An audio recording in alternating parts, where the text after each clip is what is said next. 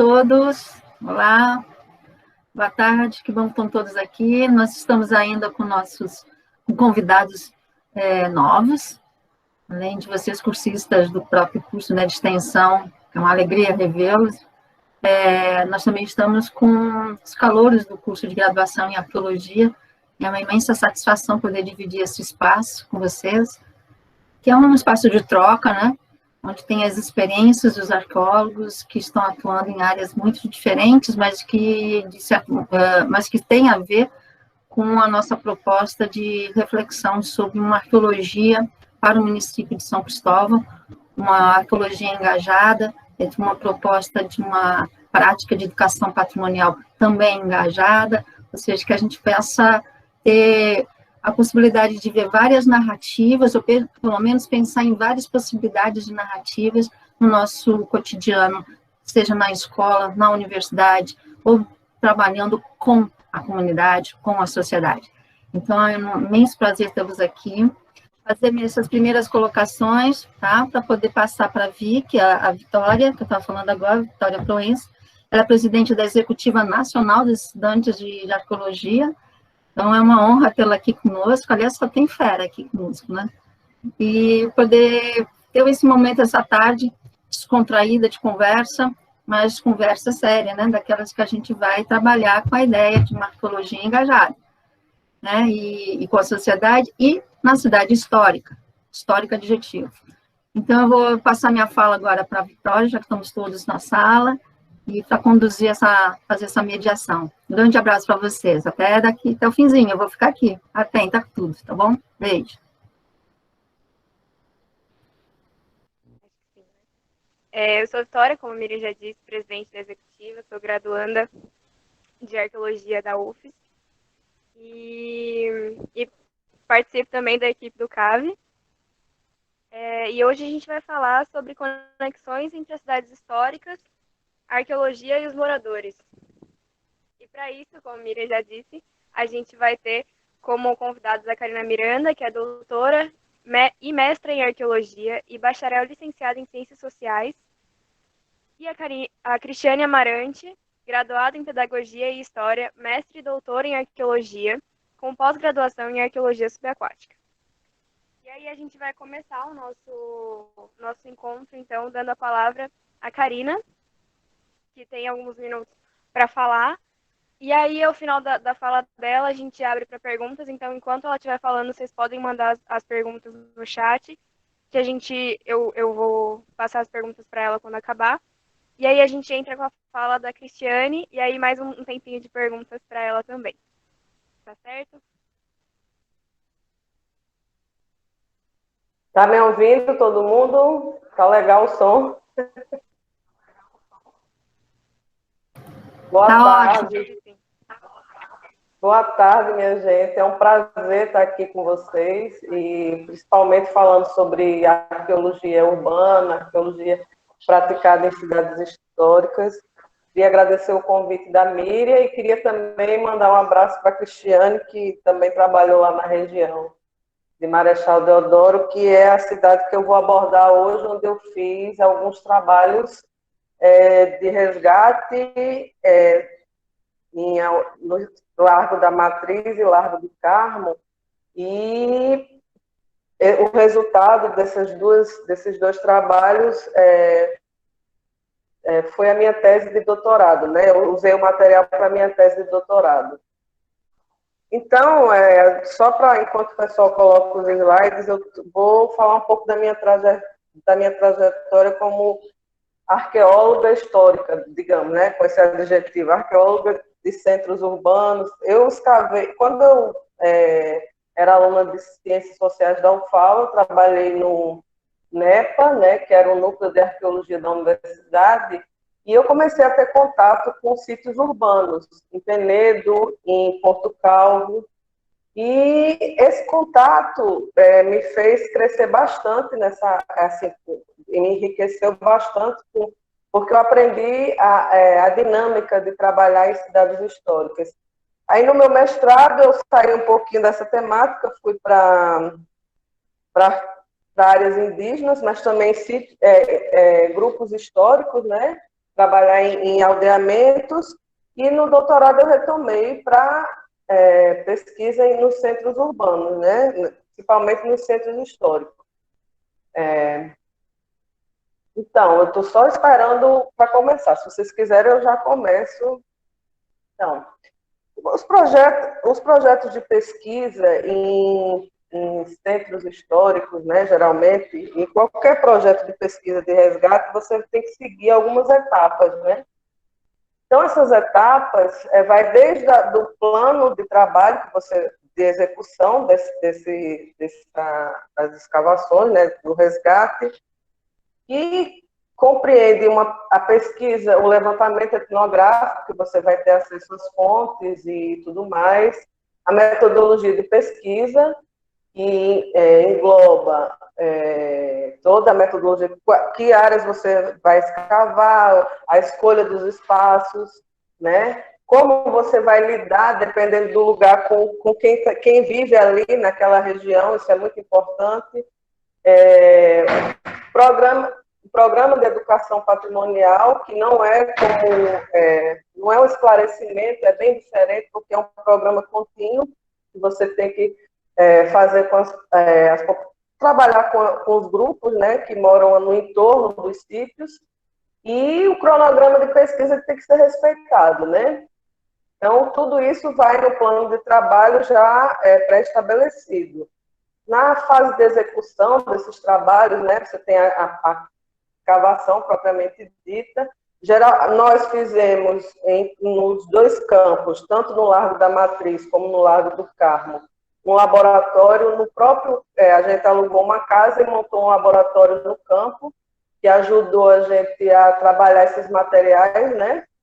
Porque era uma quantidade significativa de material arqueológico, a gente teve que trabalhar esses materiais. E a educação patrimonial nós trabalhamos com o conceito de instalação etnográfica, né? E eu, inclusive, trabalhei também no meu doutorado, que é justamente você criar um ambiente onde instigue as pessoas a falar sobre aquele patrimônio, né? Esse conceito foi trabalhado pela Mariana Cabral, né? E ela também e pelo Castanheda, que começou, que trabalhou inicialmente com esse conceito. Então, nós sempre realizamos palestras, atividades em escolas, visita à própria escavação e exposições, assim, quando a pesquisa já está perto do fim e a gente tem uma quantidade significativa de material, a gente monta exposições para que a cidade tenha contato com isso. Eu vou mostrar isso, mas assim, vai ficar melhor quando vocês começarem a visualizar as fotos, para como é que se diz? Eu vou poder explicar melhor como funcionou essa dinâmica, né? E aí, no final, a entrega do relatório final, que tem que estar todo o universo de pesquisa, das análises, de todo o trabalho realizado. Então, mais ou menos funciona assim. Eu fiz a grosso modo aqui, só para a gente ter uma ilustração, né, de como funciona o trabalho, essa pesquisa de resgate. Essas duas áreas que eu trabalhei foram em áreas tombadas, né, Então, as escavações de Marechal Deodoro, que é o próximo slide. Eu tô cega, viu? Você que vai ser meu olho. Tá nesse mesmo, de Marechal Deodoro. Tem um errinho aí na última parágrafo, vocês desconsiderem de concordância, viu? Então, o município de Marechal Deodoro, né, ele é situado na região metropolitana Ele é situado na região metropolitana de Maceió. Esse município tem vários sítios arqueológicos, coloniais, pré-coloniais, tem de Sambaqui a sítio colonial com muito material cerâmico, enfim, é um lugar muito cheio de sítios, né?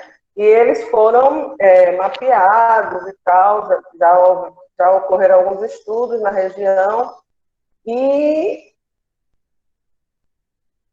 então, nos anos de 2016, 17 e 18, começou um processo de requalificação em várias áreas do Centro Histórico de Marechal.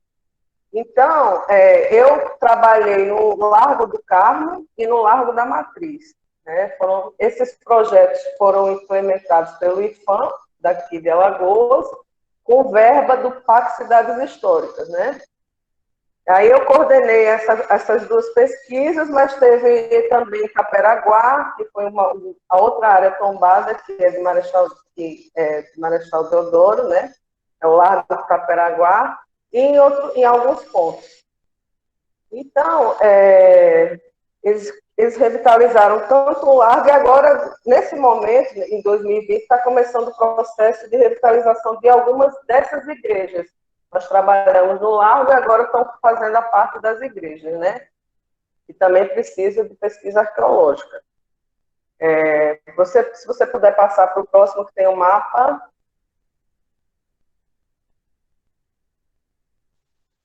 Tá, do mapa.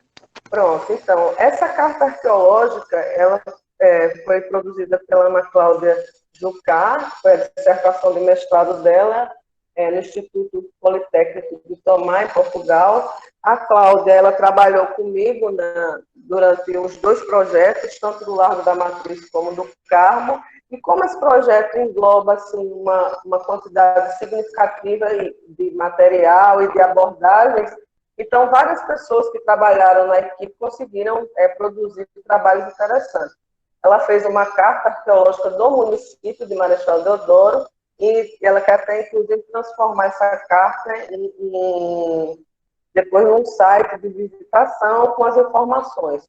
Aí, esse mapa, ele vai ter mais ou menos esses pontinhos amarelos, são os sítios localizados em área tombada, e eu não sei se dá porque está bem pequenininho, os roxinhos, os outros sítios, né? A maioria desses roxinhos, acho que tem só o do francês, que eu acho que tem sítio histórico, o resto é mais pré-colonial. Os sítios que eu escavei são sítios também com dois tipos de ocupação, pré-colonial e histórica. Pode passar. Tem um mapa, não sei se vocês estão vendo aí, tem um mapa da área tombada no município de Marechal Deodoro. Vocês estão olhando? Estão conseguindo ver? Agora você está conseguindo ver o mapa ou quer que eu continue te falando? Se a gente está Não, vendo. eu não estou vendo nada. A gente está vendo ele sim. Então tá, a Então, gente está vendo ele. Então, essas são as três áreas com tombamento federal, em Marechal Deodoro, municipal e estadual também, né? Que é o centro histórico, que é esse maior, esse polígono maior, o Largo do Carmo e o Largo de Caperaguá, que é essa outra imagem que está do lado direito, eu acho. Do lado direito, não, do lado esquerdo. Eu escavei no centro histórico, no Largo da Matriz, que é a matriz da cidade, Marechal Deodoro, e o Largo do Carmo. Pode passar. Tem uma imagem de satélite que dá para ver melhor essas imagens. Não sei se vocês estão vendo aqui, o Largo da Matriz e o Largo do Carmo. Dá para ver? Então, dá pra ver. O Largo do Carmo tem duas igrejas, né? Eu chamo de Complexo do Carmo, que são duas igrejas da primeira e terceira ordem, e entre as igrejas tem o cemitério municipal. Esse cemitério vem desde antes, porque é uma área de enterramento já das igrejas.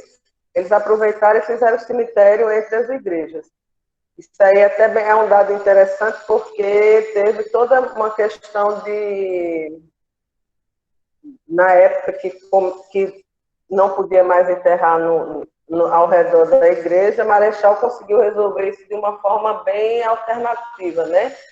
Porque eles fizeram um cemitério atrás da igreja, então todo mundo continuava sendo enterrado em solo sagrado. E o Largo da Matriz é uma área de acesso muito grande, uma área muito movimentada da cidade, e esse é outro polígono que fica ali mais no meio. Pode passar. Não sei se vocês estão vendo aí, aqui foram os pontos que eu escavei, né? Eu e a minha equipe, né? A gente tem uma equipe multidisciplinar, com bioarqueólogos, arqueólogos de campo, historiadores, enfim. E esse projeto do Largo do Carmo, os alunos da UFES do primeiro ano também participaram, ajudando na escavação. Então, foi um projeto grande, porque era uma área muito grande e a gente precisava, em 2 meses, escavar todos esses pontos. E aí, vocês estão vendo que tem os pontos que são azul escuro, que são os sítios que têm históricos, né, onde a gente achou mais material, aliás, material histórico e pré-histórico, né? Esses dois rosas é onde a gente encontrou, além de material histórico, a gente encontrou ossos, né? Em frente tem o plano cartesiano e mais abaixo os outros pontos que a gente foi escavando, que era só com material histórico. Pode passar que eu coloquei uma foto. Isso aí já é depois da requalificação. Antes era diferente, um pouquinho diferente a paisagem. Tem uma foto do Largo, só para ilustrar, do Largo do Carmo. Aqui, você já passou? Depois da foto do Carmo? Ainda está no Lago do Carmo. Não, vocês podem passar mais um, que aí vocês vão ver a escavação, né? Agora está na escavação. Pronto, aqui, essa primeira foto foi o início da escavação. Ali já é o pessoal da UFES, né, os alunos. Aqui embaixo é a Ana Cláudia. E aqui foi o plano cartesiano que a gente fez em frente à igreja, né? Só para ilustrar mesmo. Pode passar mais uma. Então, esse sítio, como eu falei anteriormente, eu botei alguns exemplos de artefatos. Não sei se vocês já estão nesse slide. Eles foram várias ocupações. Você, além de material lítico, a gente encontrou cerâmica pré-colonial, cachimbos, fornilhas de cachimbo, né? Material louça, cerâmica vermelha, com engobe vermelho, cerâmica vitrificada, tem gente que chama cerâmica vidrada, né? Vai de acordo com a escola que você estudou, né? Enfim. E isso aí é só uma amostra, tivemos muito mais, né? Só que não é muita coisa. Aí pode passar mais um slide, eu não sei se vocês estão vendo, são 4 imagens, que tem até um círculo vermelho. Sim, estamos vendo as 4 imagens. Pronto. Aqui é a Igreja da Primeira Ordem, e nós fizemos uma escavação ao lado, nessa entradinha que tem uma seta, tem uma entrada, né? Essa é uma entrada que vai dar para a lateral da igreja, sem ser a parte do cemitério que fica do lado oposto, e a parte que vai atrás da igreja e ao lado, né? Aí eu botei algumas fotos para ilustrar. Esse círculo é onde a gente fez uma escavação, vocês vão ver a foto. E esse muro de pedra, de tijolo, enfim, ele está atrás da igreja, né? Uma ruína atrás da igreja. Pode passar mais uma vez. Então, a escavação, além da grande quantidade de material pré-colonial, cerâmica, material lítico, ela também indicou enterramentos. E por que eu estou ilustrando todos esses elementos da escavação? Porque eles foram pontos primordiais para o trabalho de educação patrimonial com o pessoal da região, né? Então, aqui é a Jaciara, que foi a nossa bioarqueóloga, que é professora agora da Univasf. Ela escavando o esqueleto, e esse esqueleto estava sem cabeça. A gente escavou, mas não tinha cabeça. Ninguém encontrou a cabeça do cidadão, né? Essa foto que está em cima aí do primeiro esqueleto. E embaixo, a gente fez uma escavação na lateral da igreja. Por que a gente fez essas escavações?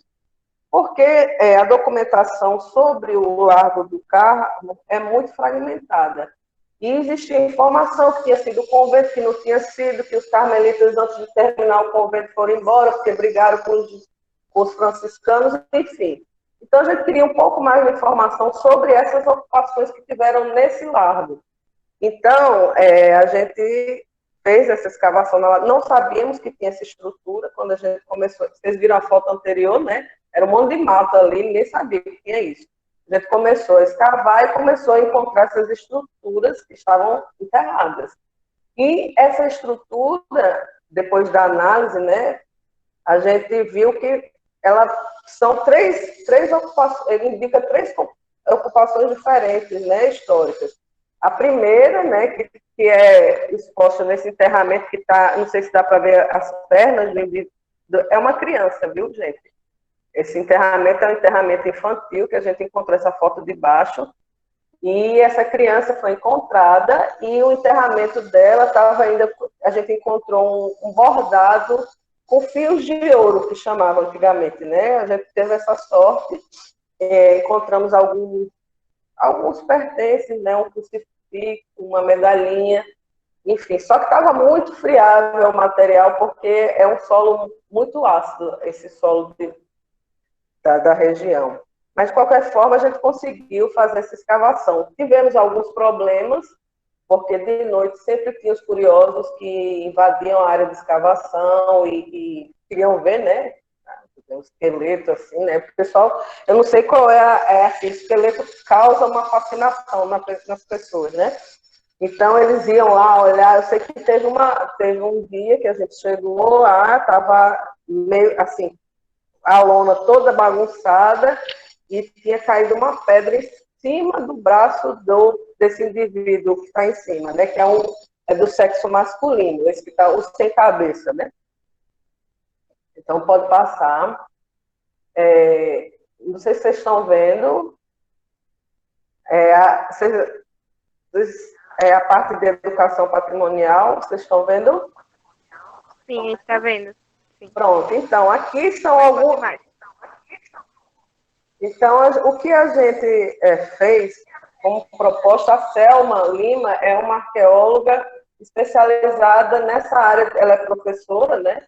E ela é arqueóloga também, ela trabalha com educação patrimonial. Então, a gente fez um programa que pegava esse pessoal que mora ali no entorno, né? E começamos a fazer várias atividades com eles. Com as crianças, então, as crianças adoravam, né? Porque passavam o dia todinho lá na escavação. E a gente tinha que lidar com essas pessoas, né? Então, antes da revitalização, no centro do largo, tinha uns banquinhos com árvores. Então, o primeiro contato que a gente teve foi com o pessoal que estava sentado ali na praça, mostramos algumas imagens e tal. Depois nós fizemos uma exposição, essa exposição foi muito interessante, assim, porque cada um vê o patrimônio a partir da sua ótica, né?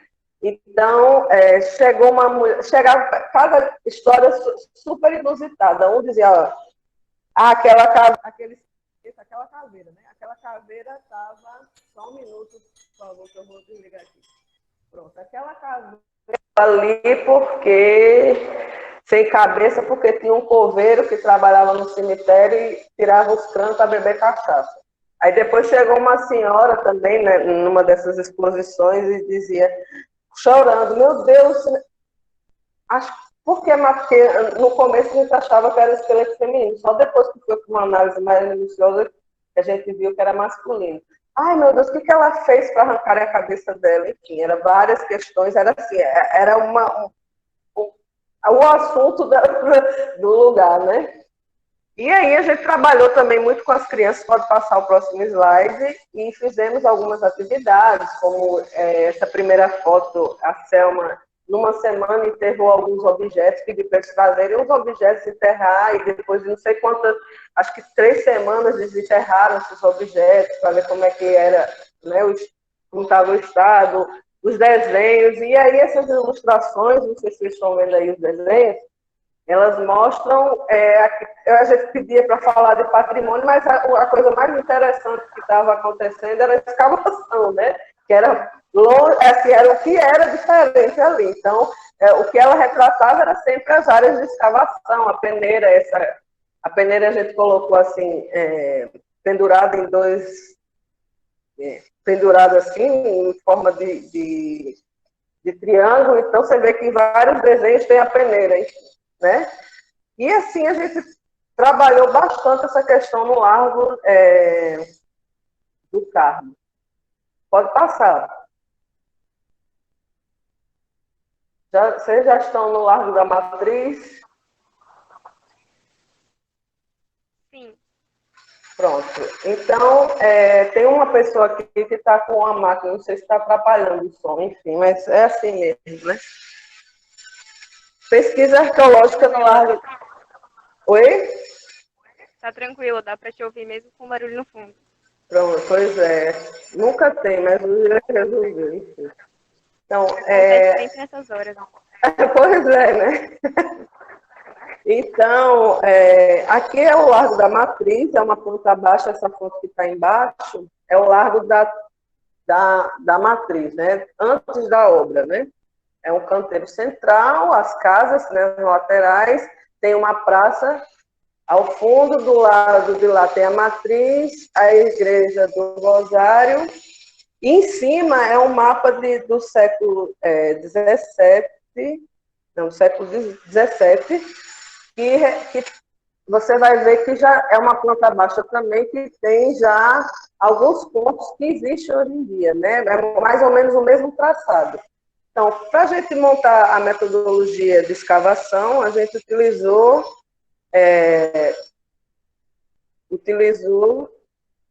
esse mapa como, digamos, como um aporte, né? Para a gente montar a questão da metodologia. Pode passar. Então, aqui está o mapa mais, uma figura melhor, né, desse mapa, que que estava no livro do Barleus, e aqui embaixo uma imagem do Franz Pouch também, que você vai ver ao fundo tem a igreja matriz e as ladeiras. Ainda existe, né, mais ou menos a topografia é a mesma, e você vai ver que a gente aproveitou essas imagens para montar o projeto, né, e ver os pontos interessantes de escavação. Pode passar mais uma vez. Essa área era uma área imensa.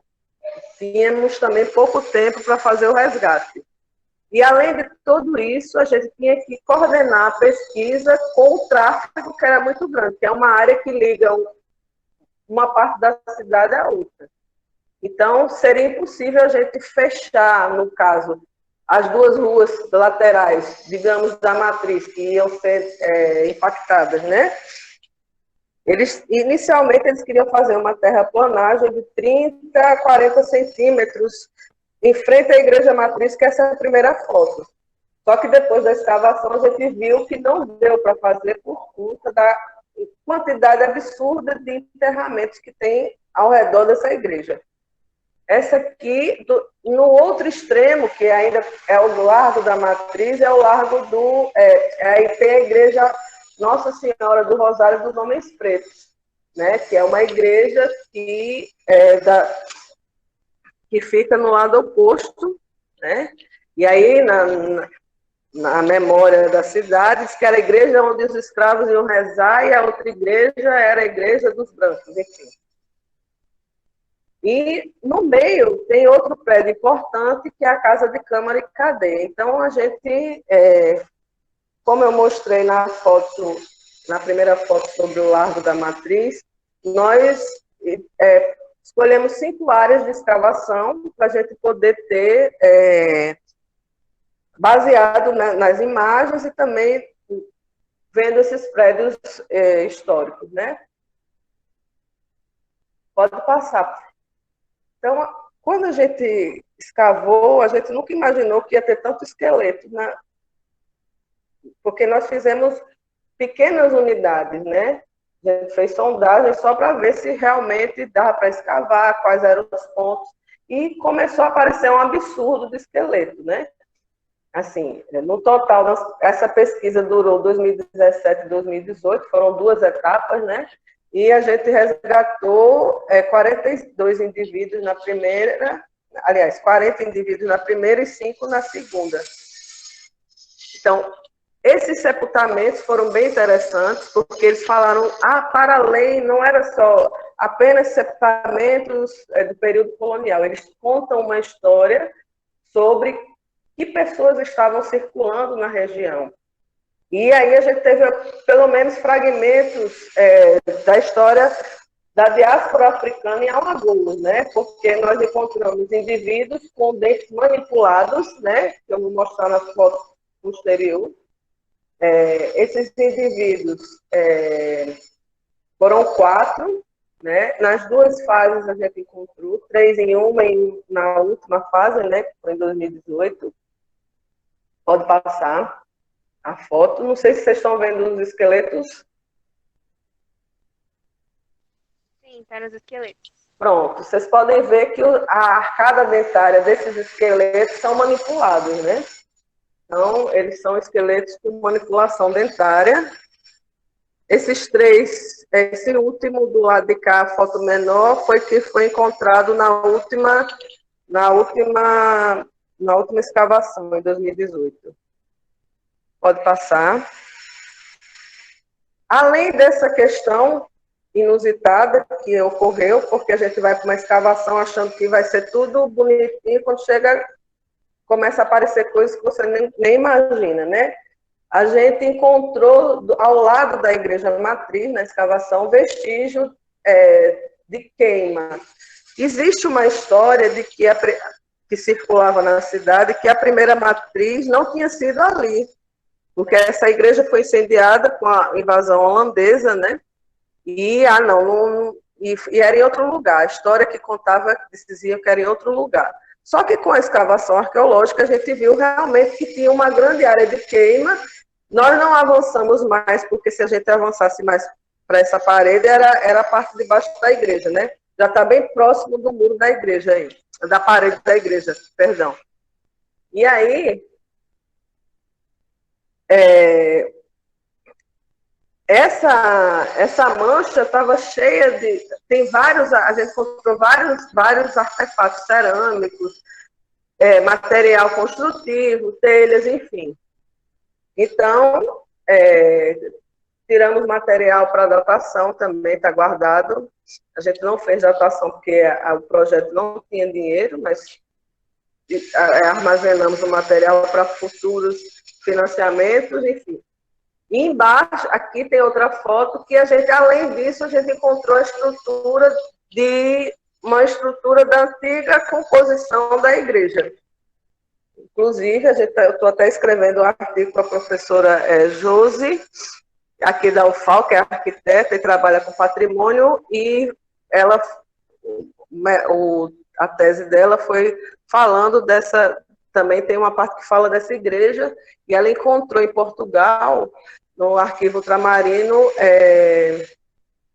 a planta original da igreja. A gente acredita que isso é uma parte de uma construção para Torre Cineira, né? Ali, esse indivíduo que está enterrado do lado é um dos indivíduos com dente manipulado. Pode passar, não sei se vocês estão vendo aí a próxima foto. Agora, eu tenho muito artefato, minha gente, então não dá para eu colocar tudo, porque é muita coisa. Vai ser livros de artefato. Então, eu coloquei uns exemplos só para ilustrar a diversidade de material que a gente encontrou, tanto pré-colonial como do período colonial. Você tem lítico aí, o Grace, né, que os ingleses e holandeses do século XVII, XVIII, e trouxeram para essa região, né? Aliás, os holandeses, né? E embaixo você tem uma cerâmica pré-colonial que a gente encontrou o fragmento e conseguiu reconstituir parte dela, e aqui embaixo faiança. Pode passar. Não sei se vocês estão vendo aí que tem uma imagem de um esqueleto, uma estrutura e uma urna, fragmento de uma urna. Estão vendo? Sim, a gente está vendo. Pronto. Esse esqueleto foi encontrado na igreja Nossa Senhora do Rosário, né? É um esqueleto feminino, e foi enterrado na lateral. A gente começou a escavar ali, e à medida que a gente foi escavando, a gente encontrou uma estrutura de tijolo, né? Primeiro em cima do esqueleto, né? Estava meio bagunçado, à medida que a gente foi escavando, encontramos o enterramento. Essa paredinha de tijolo que está na segunda foto já foi abaixo do enterramento, e abaixo dela tem uma metade de uma urna funerária, ou seja, engraçado que eu até disse, mas só faltava a gente encontrar uma urna antes da gente achar, né? Aí apareceu a urna, né? Eu fiquei doida, né? Porque a gente é maravilhoso achar várias coisas, mas várias coisas de uma vez só dá um trabalho da gota, né? No final, para a gente poder analisar todo esse material e entender como é que funcionava essa dinâmica, né? Enfim, aí pode passar a foto. Então, o processo de escavação é muito dinâmico, né, e tal. Enquanto a gente está escavando, a gente tem que fazer o trabalho com a comunidade. Então, nós criamos a alternativa de visitação, né, das escolas e também da população que estivesse passando, né.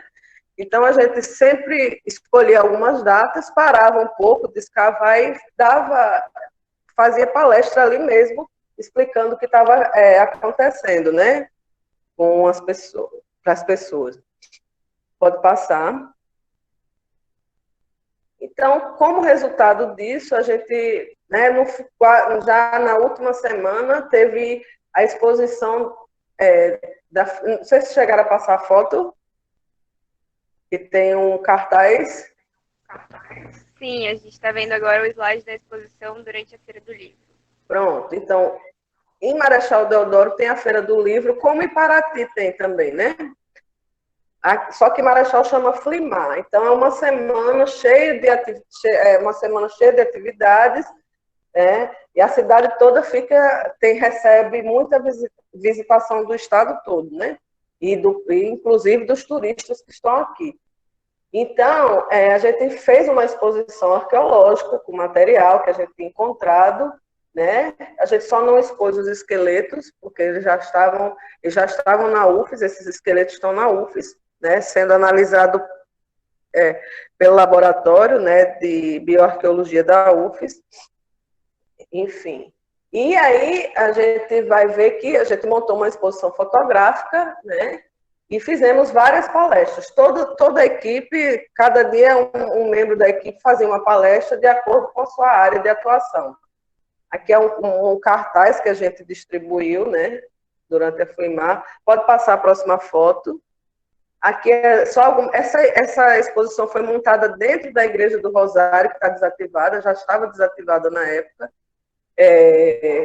Ali, não sei se está para ver nessa foto que está embaixo, no cantinho tem metade da urna que a gente encontrou, a gente colocou na exposição. E nesse cantinho a gente fez assim para as crianças uma caixa de escavação, só para elas, para entender, né? Para ser mais didático na hora de explicar. Pode passar. Palestra de agentes de turismo já estão nesse slide. Isso é um outro momento já, né? Isso é um momento que a gente, porque, como eu disse, durante o processo de escavação, nós fizemos sempre atividades com a população. A gente fez palestra com o pessoal do turismo, que queria aproveitar justamente essa riqueza que estava abaixo do solo, para poder falar um pouco da história, né, de Marechal para os turistas, né?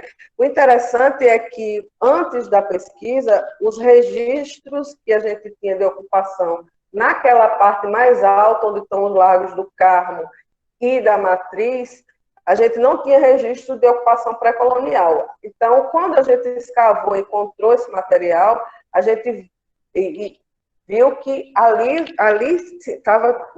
era uma área muito ocupada no período pré-colonial. Então, a gente abriu uma nova página da história de ocupação na região, porque antigamente, e outra coisa, a história oficial diz que o pessoal começou a ocupar o Largo do Taperaguá. No entanto, a cidade mesmo, a parte que foi edificada a cidade, ficava na parte alta. E as pesquisas foram corroborando para essas questões. Outra coisa, a questão da igreja, que ninguém sabia se ali tinha sido a primeira igreja, mas essas áreas de queima que apareceram é uma hipótese que, no caso, ela pode atestar que a primeira igreja foi ali realmente, e outras questões que surgiram sobre a diáspora africana, que a gente não tinha, e no estado de Alagoas, nenhum registro de indivíduos, né, em pouquíssimos estudos sobre esse processo, né? Pelo menos na parte arqueológica, você tem, inclusive, na igreja de Salvador, na igreja da Sé de Salvador, você encontra indivíduos com manipulação dentária, só que lá só encontraram as arcadas, né? Você vai encontrar no cemitério dos Pretos Novos, no Rio de Janeiro, também só as arcadas, e Marechal Deodoro, você encontra os indivíduos inteiros, ou seja, você pode estudar tanto a questão das arcadas, como o indivíduo como um todo, né? Porque vai mais além, o sexo do indivíduo, no caso, se tem alguma marca no osso, enfim, dá para você fazer um estudo mais aprofundado. E os exemplares de Marechal Deodoro, né, são completos, os esqueletos. Pode passar mais uma vez. Então, todas essas questões foram levantadas durante esses trabalhos. Bom, minha gente, eu acho que eu falei demais, não foi? Mas é porque eu estava sem ver direito.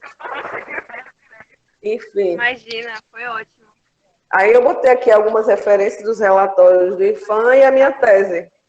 Eu não sei se vocês estão vendo últimos slides. É isso.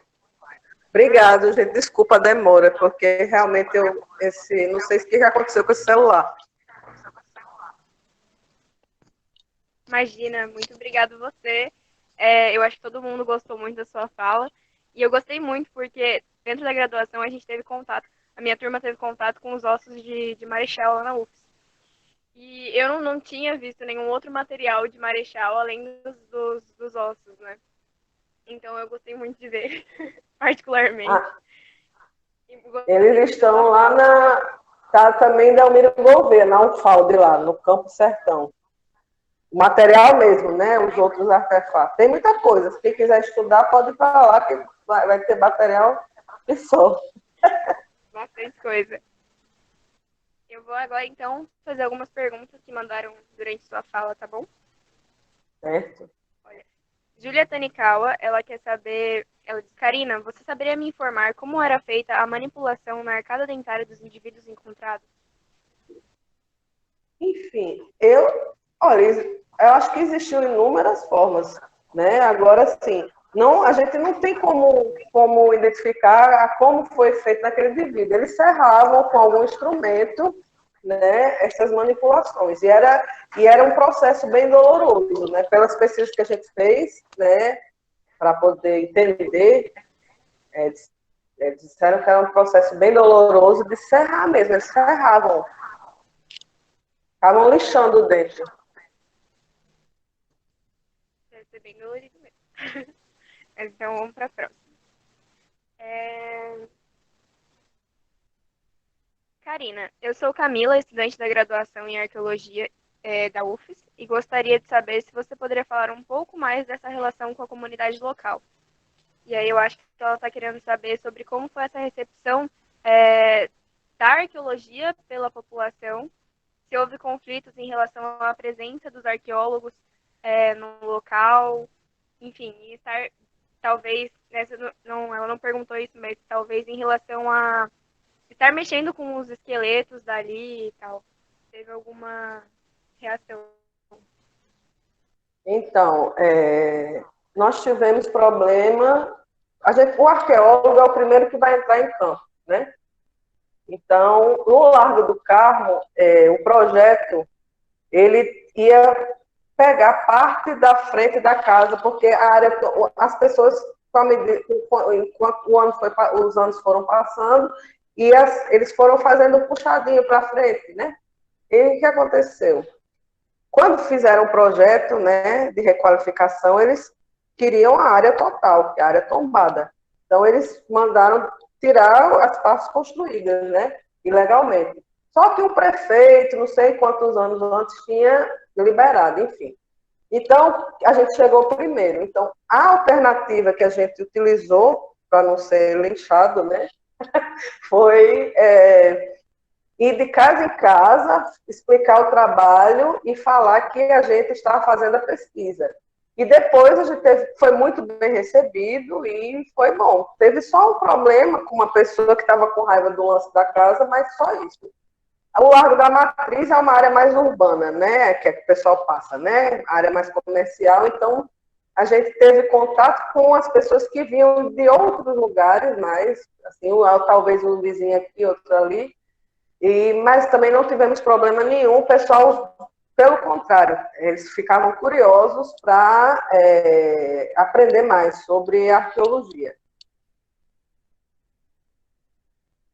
Que bom que teve uma boa recepção no geral. Oi? Júlia, de novo. Eu disse que bom que teve uma boa recepção no geral, então, da arqueologia. E a Júlia fez outra pergunta.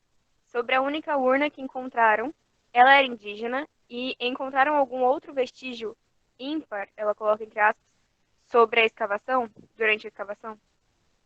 Então, a gente só encontrou essa urna, né? Que a gente caracteriza como urna, e encontramos muito material cerâmico, né? Material cerâmico e material lítico. Então, é como se a igreja tivesse sido construída em cima de um aldeamento. Né? Assim, é uma hipótese, né? Porque, enfim. Mas a área era uma área privilegiada, porque estava numa área mais alta, você tinha uma visão ampla, né? Então, é uma área propícia para a ocupação pré-colonial. E estava perto, próximo de água também. Então, mas a gente encontrou essa urna, os esqueletos, que eu achei impressionante também. Enfim, esses elementos que a gente foi encontrando. Pode falar, meu filho.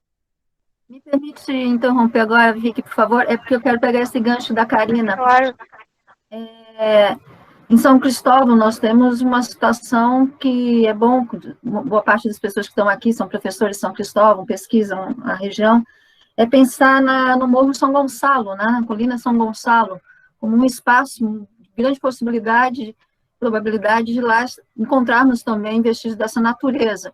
Foi construído posteriormente, sobre a antiga capela que existia lá, a imagem do Cristo, mas isso, claro, houve por conta disso, houve muito revolvimento de solo, muita alteração, mas é passível mesmo da gente encontrar vestígios dessa natureza. E pensar que a própria São Cristóvão, por mais que a gente pense sempre daquele ambiente, né, a partir da construção, a partir da Igreja Nossa Senhora da Vitória, também se ali um grande espaço de ocupação pré-colonial. Então, estou gostando dessa sua apresentação, no sentido que provoca na gente uma reflexão sobre essas possibilidades, né? Ver que há grande possibilidade, sim, de ter ocupações pré-coloniais na nossa área de atuação dentro da cidade de São Cristóvão. É isso aí, Virginia. Além desse sítio, né, desses dois sítios, quando a gente escavou Porto Calvo, foi em 2008 que eu fiz uma escavação também em volta da igreja Nossa Senhora da Apresentação, e embaixo dos enterramentos também tinha material pré-colonial. A gente encontrou muito material ali, muita ferramenta. Não era assim, lasquinha não, era ferramenta mesmo, bem bonitinha, bem... Enfim. Não é a primeira vez, tem várias igrejas aqui, aliás, vários sítios que a gente encontra esses vários períodos, né, diferentes que eu faço.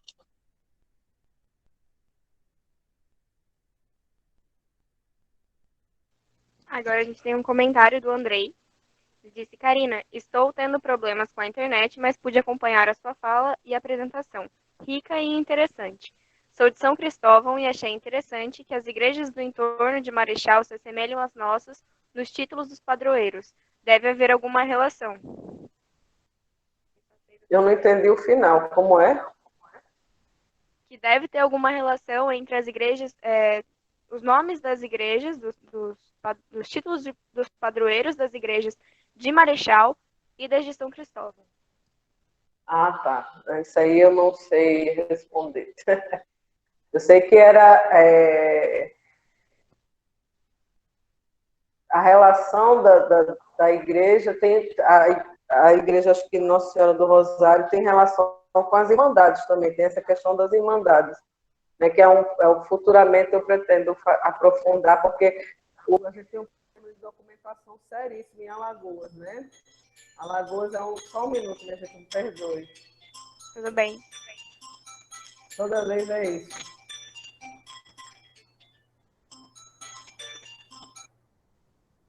Consegui desligar.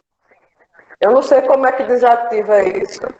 Enfim, mas aí fica ligando no meio da apresentação. Então, é isso. Se você estiver usando Wi-Fi, você consegue deixar o seu telefone no modo avião e aí ele não consegue te ligar. Mas é só uma dica. Vou para a próxima Mas pergunta. se eu botar ele sai da internet, não. Se você botar agora, ele vai sair, mas fico para uma próxima aí para você Ah, tentar. tá Aí certo. ele não consegue ligar. Tá. Larissa perguntou: como podemos identificar o gênero dos esqueletos? É possível saber se os indivíduos encontrados foram queimados? E ela pergunta também como conseguiram identificar que eram afrodescendentes. Bom, isso quem responderia melhor é a bioarqueóloga, mas eu vou arriscar aqui, né? Eu não sou bioarqueóloga, mas eu tive contato, assim, os esqueletos vieram até mim, né? Então eu tive que aprender alguma coisa, né? A primeira pergunta é como a gente identifica o sexo, né? Existem alguns pontos, né, no esqueleto que você consegue ver se ele é feminino ou masculino. Eu acho que no crânio, alguns pontos que você identifica, na pelve, né, que você consegue identificar o sexo do indivíduo. Aliás, o sexo do indivíduo. O afrodescendente, a Jaciara fez a identificação através de algumas medições que ela fez no crânio, né? E aí ela viu que era mais compatível com o afrodescendente. Né? Na época, a gente perguntou se existia possibilidade de saber, né? Porque essa foi uma prática que veio da África, né, para cá, mas que os índios incorporaram no século XIX. Então, você vai ver alguns grupos indígenas também que serravam os dentes. Em alguns, né, você tem esse registro. Ficou tipo assim, a moda, né? Estamos na moda naquela época, serrar os dentes. Enfim. Então, a gente pediu para, no caso, a gente tinha essa curiosidade para saber, né? Então, ela fez essa identificação. Não é uma análise, assim, de DNA, mas é uma análise, digamos que uma análise prévia, né? Qual foi a outra? Foi o sexo, se era afrodescendente, e a outra quê? Saber sobre eles. Já foram queimados. Sobre os queimados. Isso. Não, esses enterramentos foram posterior ao incêndio, né? Foi na construção da nova matriz. Pela estratigrafia, você consegue identificar. Né? Você tem, ele está bem abaixo. Lógico que quando você vai escavar uma cova, às vezes você interfere nesse outro piso de ocupação, mas dá para ver claramente no registro que o esqueleto é posterior a essa queima, né?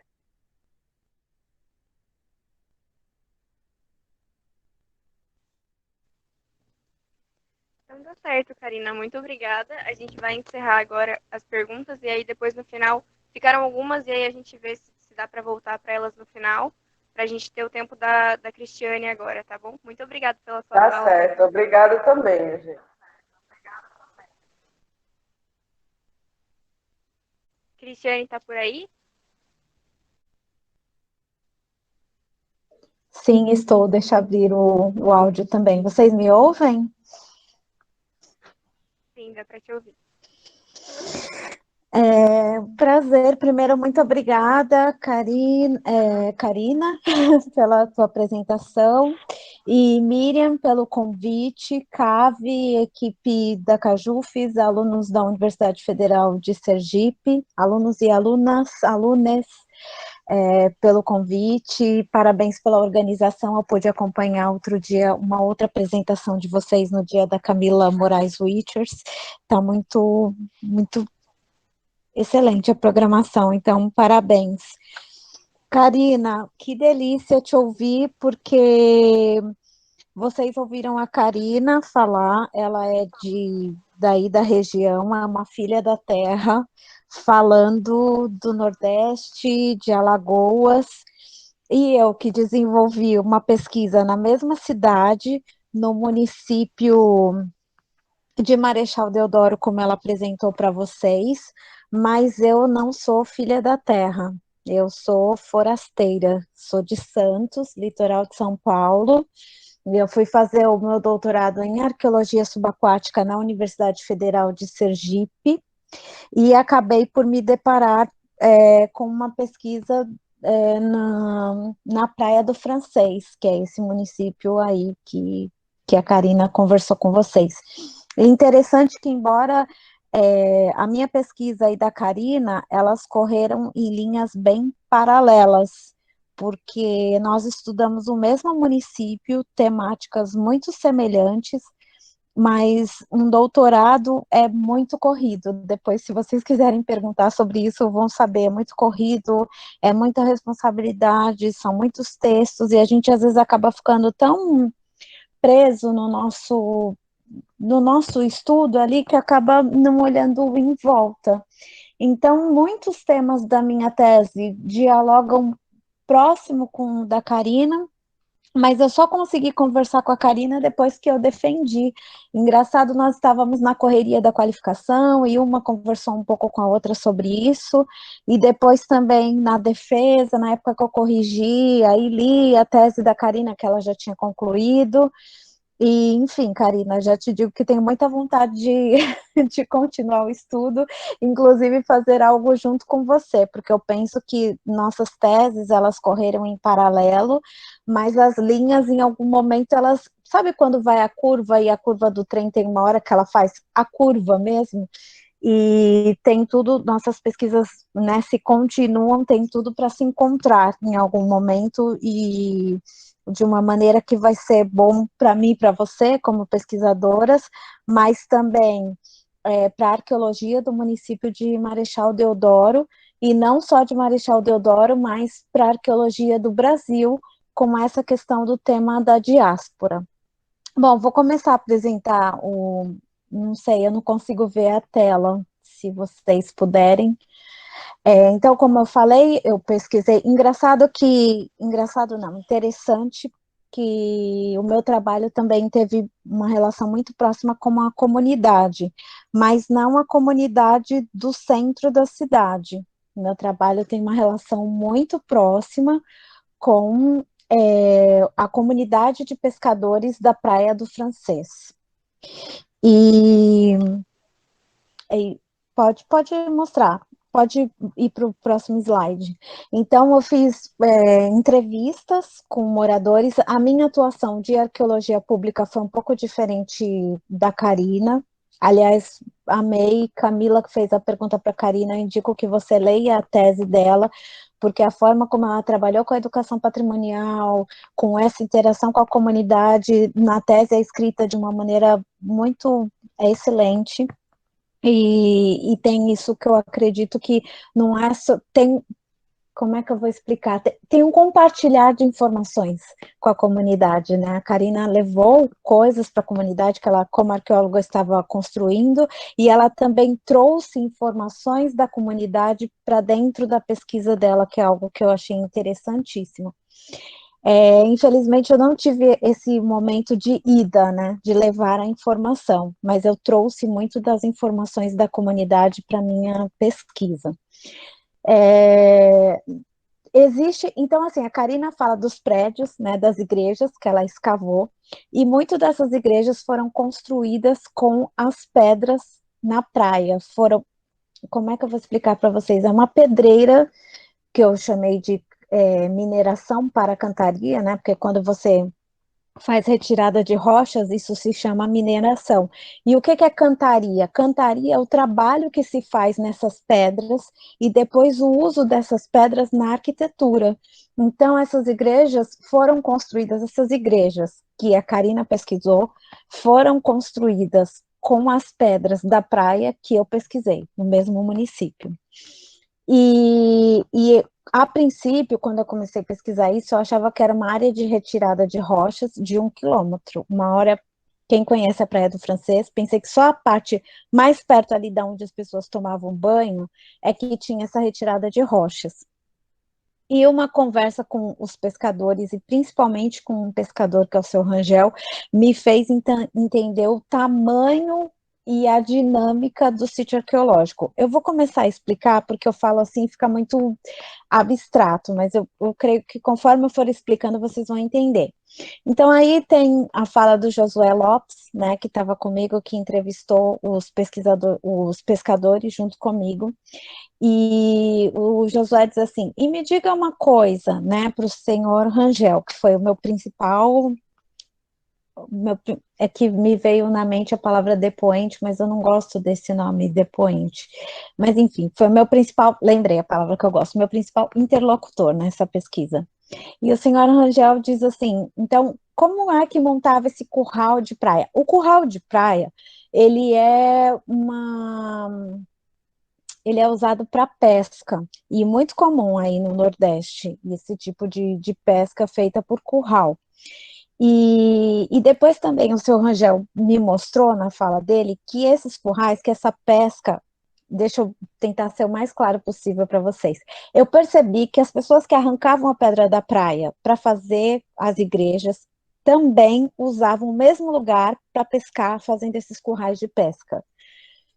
Então, ele fala assim para mim, montava na praia, feito um buraquinho assim em cima da pedra. Foi nem as pessoas que fizeram, já tinha feito. Quando o seu Rangel me diz isso, eu tenho uma ideia de que o pai dele, tem uma ideia não, ele me disse que o pai dele morreu com 80 anos, enfim, fazendo umas contas lá, da idade dele, com a idade do pai dele, com a idade que o pai dele chegou, eu consigo recuar 150 anos. Então, quando ele diz que o pai dele não viu, não conheceu, não viu as pessoas que fizeram esse buraquinho, e o pai dele chegou nessa praia lá pelo final do século XIX, ou seja, de 1800 e alguma coisa, então isso é anterior, foi feito antes do século XIX, ou seja, no período colonial que a Karina faz. Então, com a entrevista, eu consigo chegar em uma datação, em alguma datação do que eu pesquiso. Então, foi nem as pessoas que fizeram, já tinha feito. Outra turma foi que fizeram aqueles curral. Naqueles buracos a gente pega morão, o buraco é grande, alto, enfim, larga a cunha. Enfim, ele vai me explicando como que se faz um curral de pesca, né? Pode avançar no slide, por favor. Esse é o seu Rangel, a pessoa que me deu as informações, que foram essenciais. Ele, na época que eu entrevistei, ele já tinha 80 anos. E Isabelle também, acho ele um fofo e simpático, aprendi demais com ele. E então pode passar para o próximo slide. Ele é o meu principal interlocutor nessa pesquisa. Outra coisa que o seu Rangel me mostrou, então depois eu fui batendo informações que ele me dava com as informações que eu achava em campo. Ele me deu o nome de barretas. O que são barretas? Nessa praia, vocês veem aí na foto, tem uma coisa meio que cortadinha, parecendo um quadradinho. Isso eles dão um nome. Ele me deu o nome de 15 barretas. E depois, quando eu fui identificar pelo GPS os pontos que eu tinha visto de maior retirada de rocha, também dão 15 pontos. Significa que cada um desses pontos ele formava um cais e que dava para entrar e sair com o barco por ali, com as pedras. O seu Rangel, então, ao me dar essas informações, essas toponímias, esses nomes das coisas, ele me deixou claro o tamanho da área que eu pesquisava, a dinâmica de entrada e saída dali de navegação da área, enfim, várias informações, sem saber o que ele estava me dizendo, eu procurando informações sobre isso, falei, uau, que incrível essa informação que o seu Rangel me deu. Pode passar para o próximo slide. Então, só para vocês terem uma ideia, esse aí é um mapa da Praia do Francês, né? Aqui na esquerda de vocês tem todas as áreas de retiradas que eu mapeei. Ela tá pequeno aí, mas no próximo slide ele vai aparecer maior.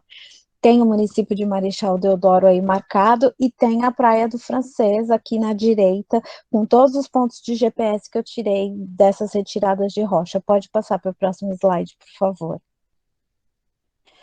Não, achei que, na verdade, na próxima vez eu vou ter que deixar o mapa anterior maior. Mas, enfim, praticamente cada um desses pontos são os cais, e que eu fui dando alguns nomes para ele, porque o seu Rangel também dá nomes para as barretas. Mas, no final das contas, eu não consegui bater nome com nome, e o meu nome fica diferente do dele. Eu não gostaria de ter cadastrado essa área assim, mas, enfim, ficou desse jeito. Pode passar para o próximo slide, por favor. Então tá. Quando a gente vai na Praia do Francês, não é em todas as épocas. Tem épocas que eu já fui lá no mês de julho, e que não sei se é todo mês de julho que acontece isso, que a água já está muito escura, que o nível do mar já está muito maior, e que a areia sobe e cobre tudo isso que vocês veem na foto 1. Então, se a pessoa for lá no mês de julho, e no que eu vi no mês de julho, vai dizer, nossa, a Cris viajou e aqui não tem nada, e ela disse que tem um monte de coisa.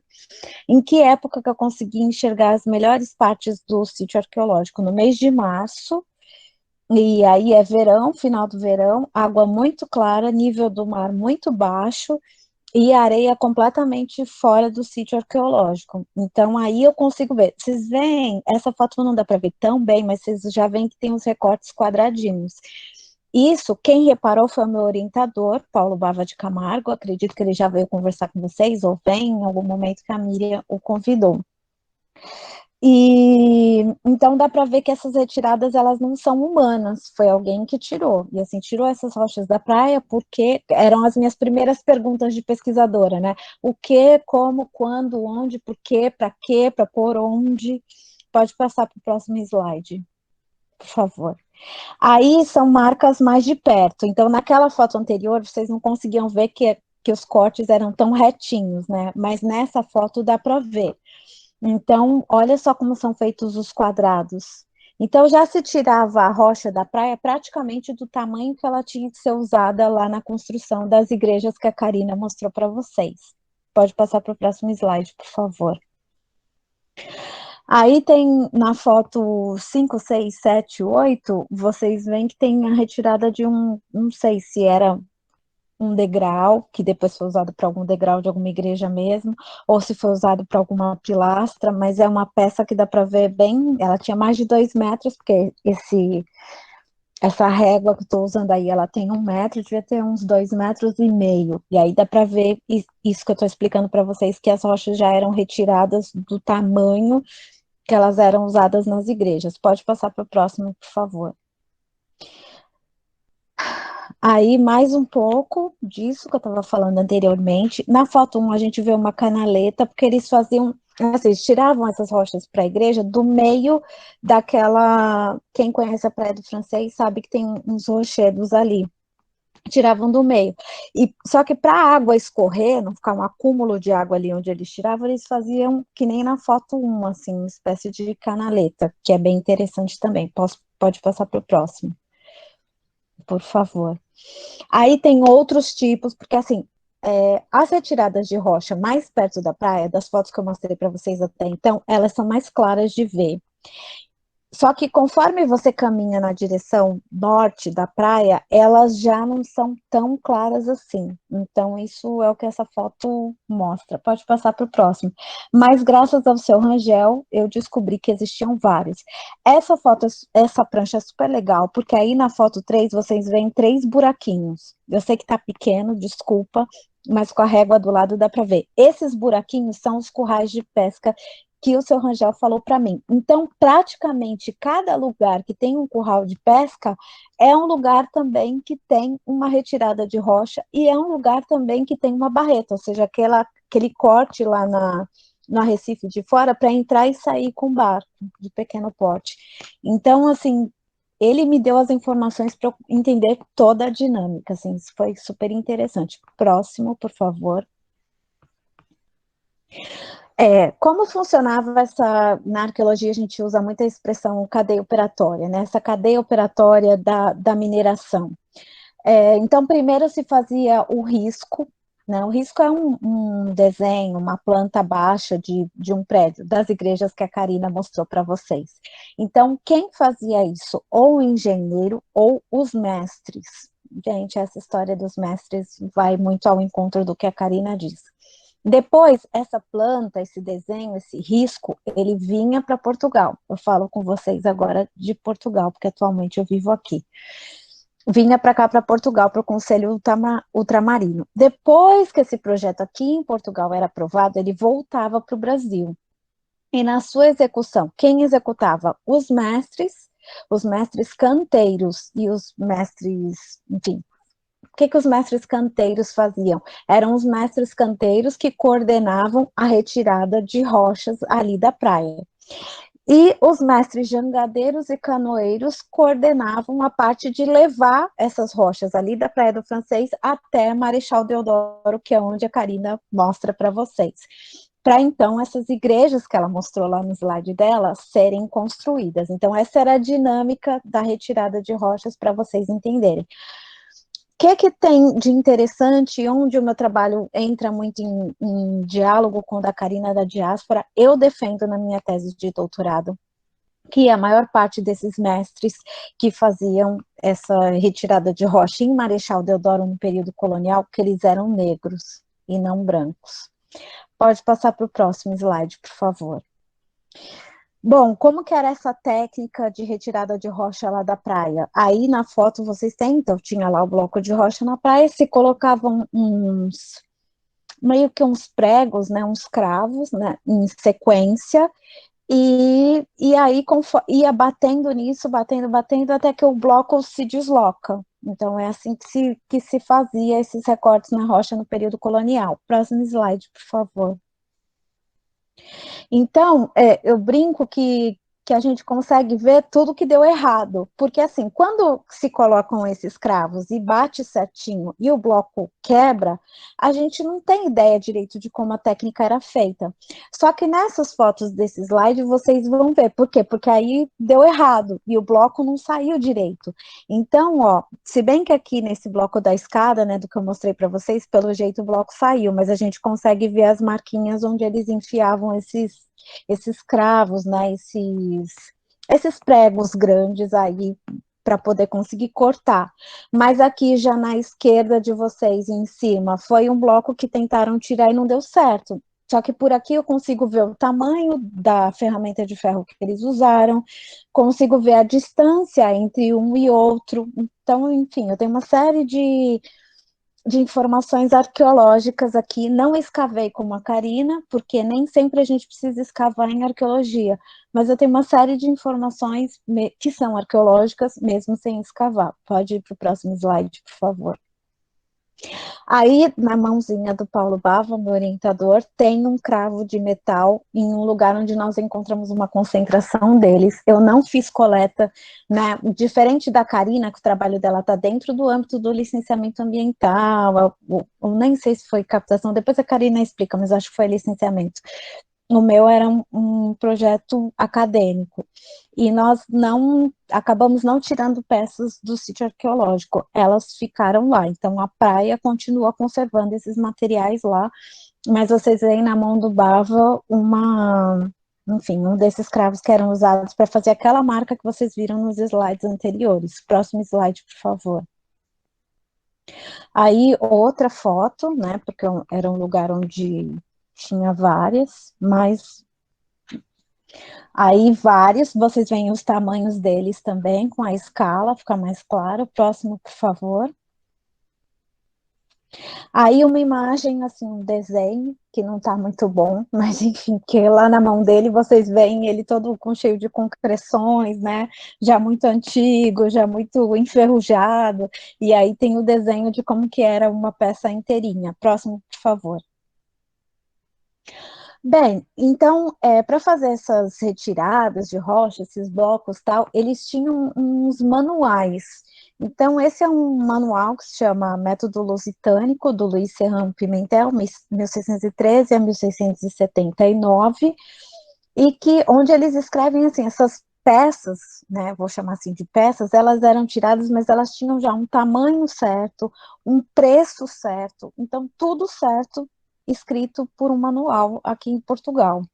Então, esses documentos são interessantes para ver. E aqui eu deixei só o valor e o tamanho, mas tem lugares que, dentro desses manuais, que tem o desenho, com o tamanho, os metros, com os tipos de peça. Então, é muito, muito interessante. Pode passar para a próxima, por favor. Esse vídeo não funciona, passa para a próxima, por favor. Uma pena, tiraram o vídeo da internet. Bem, os mestres canteiros, quem eram essas pessoas e por que a minha pesquisa dialoga tanto com a Karina e por que que nós ainda não nos encontramos, mas se Deus quiser, uma hora encontraremos, Karina. Mestres de ofício ocupavam um patamar social pouco conhecido por nós hoje. Vou explicar para vocês. Então, quem fazia... Aí eu comecei a pesquisar, né? Quem fazia? Eram portugueses que faziam? Quem são esses mestres? Bem, os mestres canteiros, eles tinham um destaque social, só que os documentos não falam por escrito disso, então a gente vai ter que descobrir isso, ou escavando mais documentos, à procura de que algum documento nos explique sobre isso, ou continuar escavando mesmo para chegar nessa pergunta pela arqueologia, porque que destaque social esses mestres tinham naquela, né, eles eram considerados muito ricos, muito importantes, enfim, não temos muitas respostas sobre isso. A historiografia deu luz aos mestres dos traços, início do processo. Então, assim, quando a gente lê uma bibliografia de Minas Gerais, vocês conhecem, por exemplo, Aleijadinho. Todo mundo já ouviu falar do Aleijadinho, mas quem eram os outros que trabalhavam com Aleijadinho? E eles eram socialmente tão importantes ou reconhecidos como importantes como Aleijadinho? A gente não sabe, porque os documentos escritos não nos contam. A Miriam diz que há relatos orais que informam que haviam muitos ancoradouros. Acredito, inclusive, a Praia do Francês tem esse nome de Praia do Francês hoje, mas no período colonial o nome dela era Porto dos Franceses, né? Então isso já nos dá assim, uma série de respostas a respeito desses estudos. Um problema que os historiadores enfrentam ao estudar a vida dos mestres de manufatura, mecânico, artesão, são explicações sobre o nível de maestria e o status que eles chegaram. Bem, vou passar o slide mais um pouco, que eu já vi que a hora está avançando, e tentar... não, peraí, volta, que tem uma frase aqui que é importante. Os mestres, agora sim, meu trabalho conecta total com a pesquisa da Karina. Os mestres se organizavam em confrarias ligadas à Igreja Católica, às irmandades de ofício, o que flexibilizava as relações sociais em um contexto social escravista. Gente, isso aqui está escrito de um jeito muito acadêmico, então vou tentar explicar isso de um jeito mais tranquilo para vocês. A Karina mostrou para vocês uma igreja, que é a Igreja do Rosário dos Pretos. O que acontecia com essas irmandades? Haviam 3 irmandades, a de São José, a dos Beneditinos, a Beneditina e a do Rosário dos Pretos, em que elas...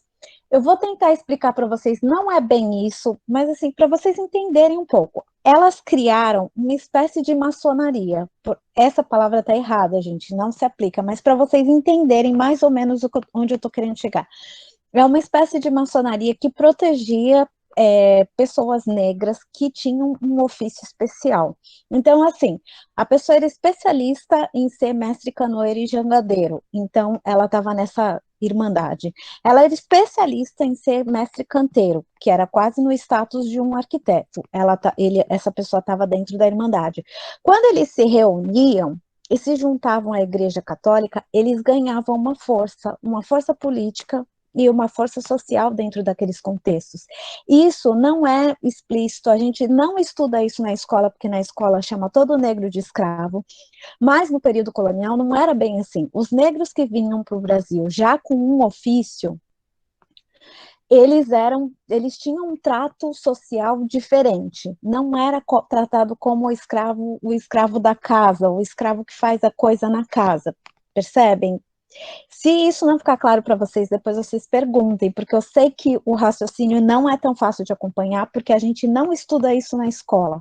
Então, se deparar com esse tipo de coisa, é assim, Cris, como você chegou nisso?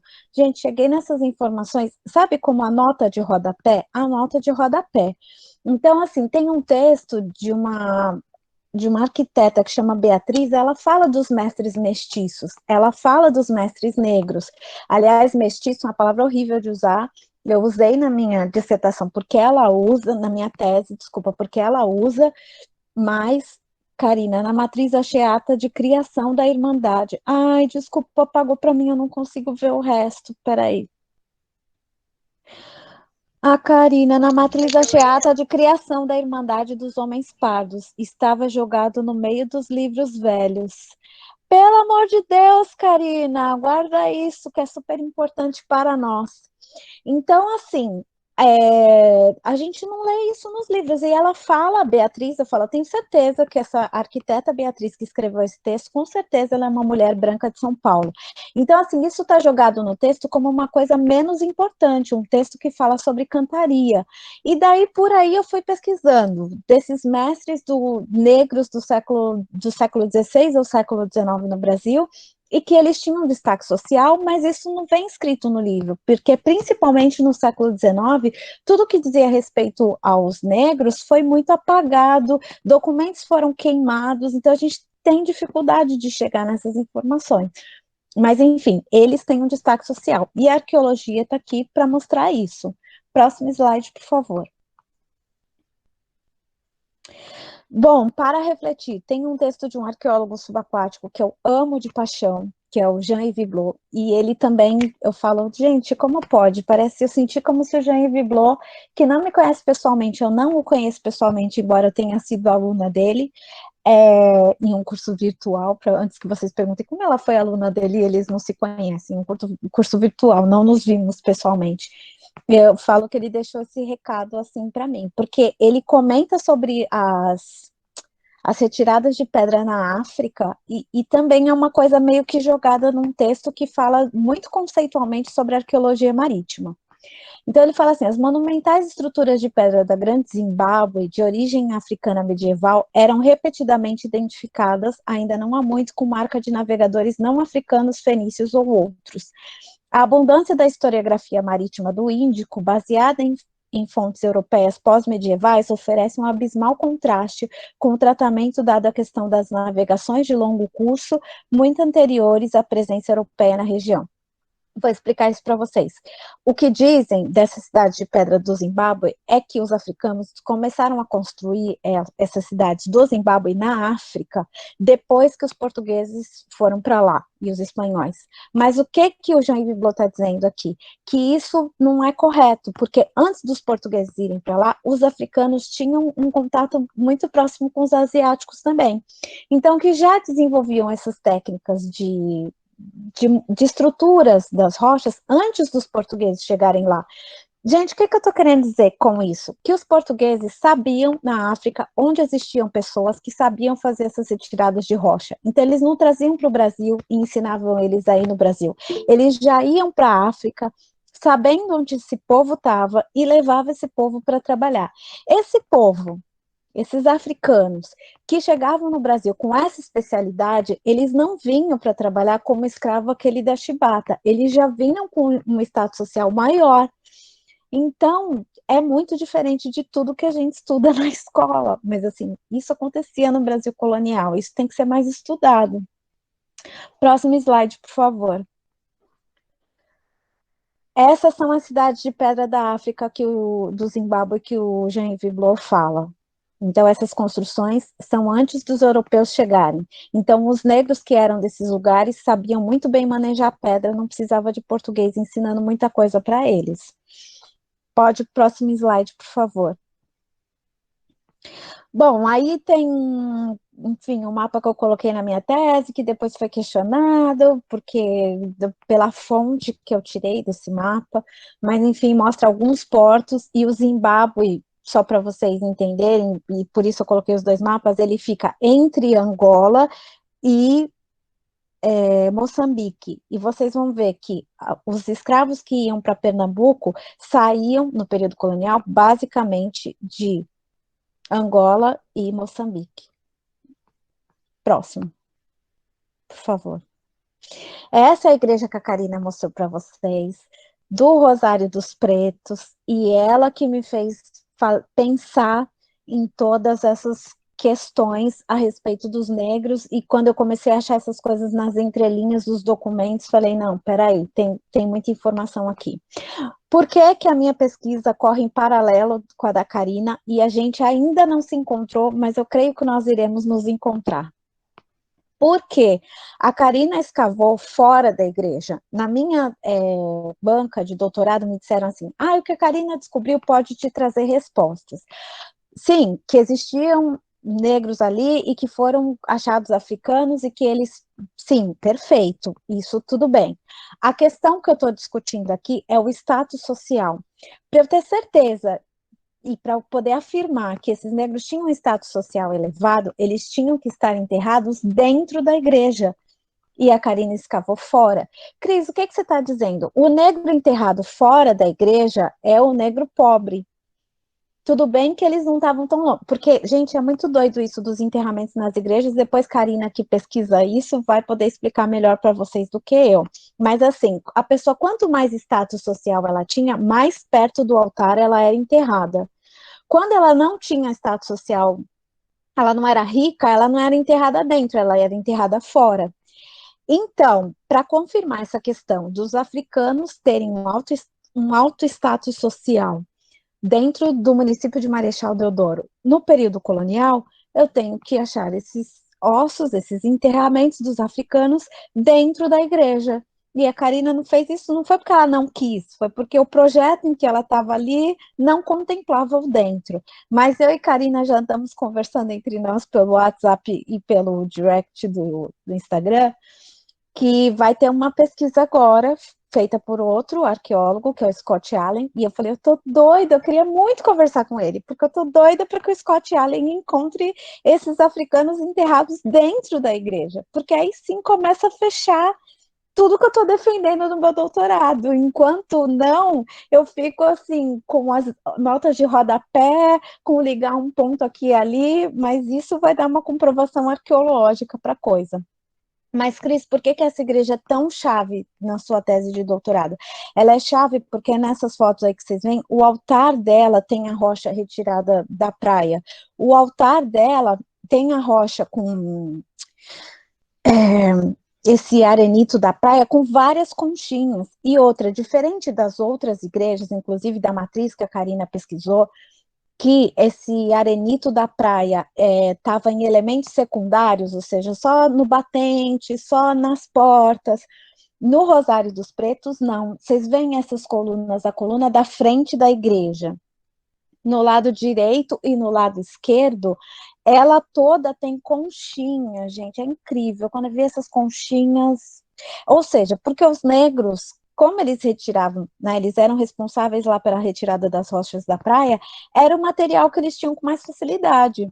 Os ricos, né, os que tinham as igrejas ricas, os brancos, usavam essa rocha para o batente da porta, né, para a soleira da porta, para o batente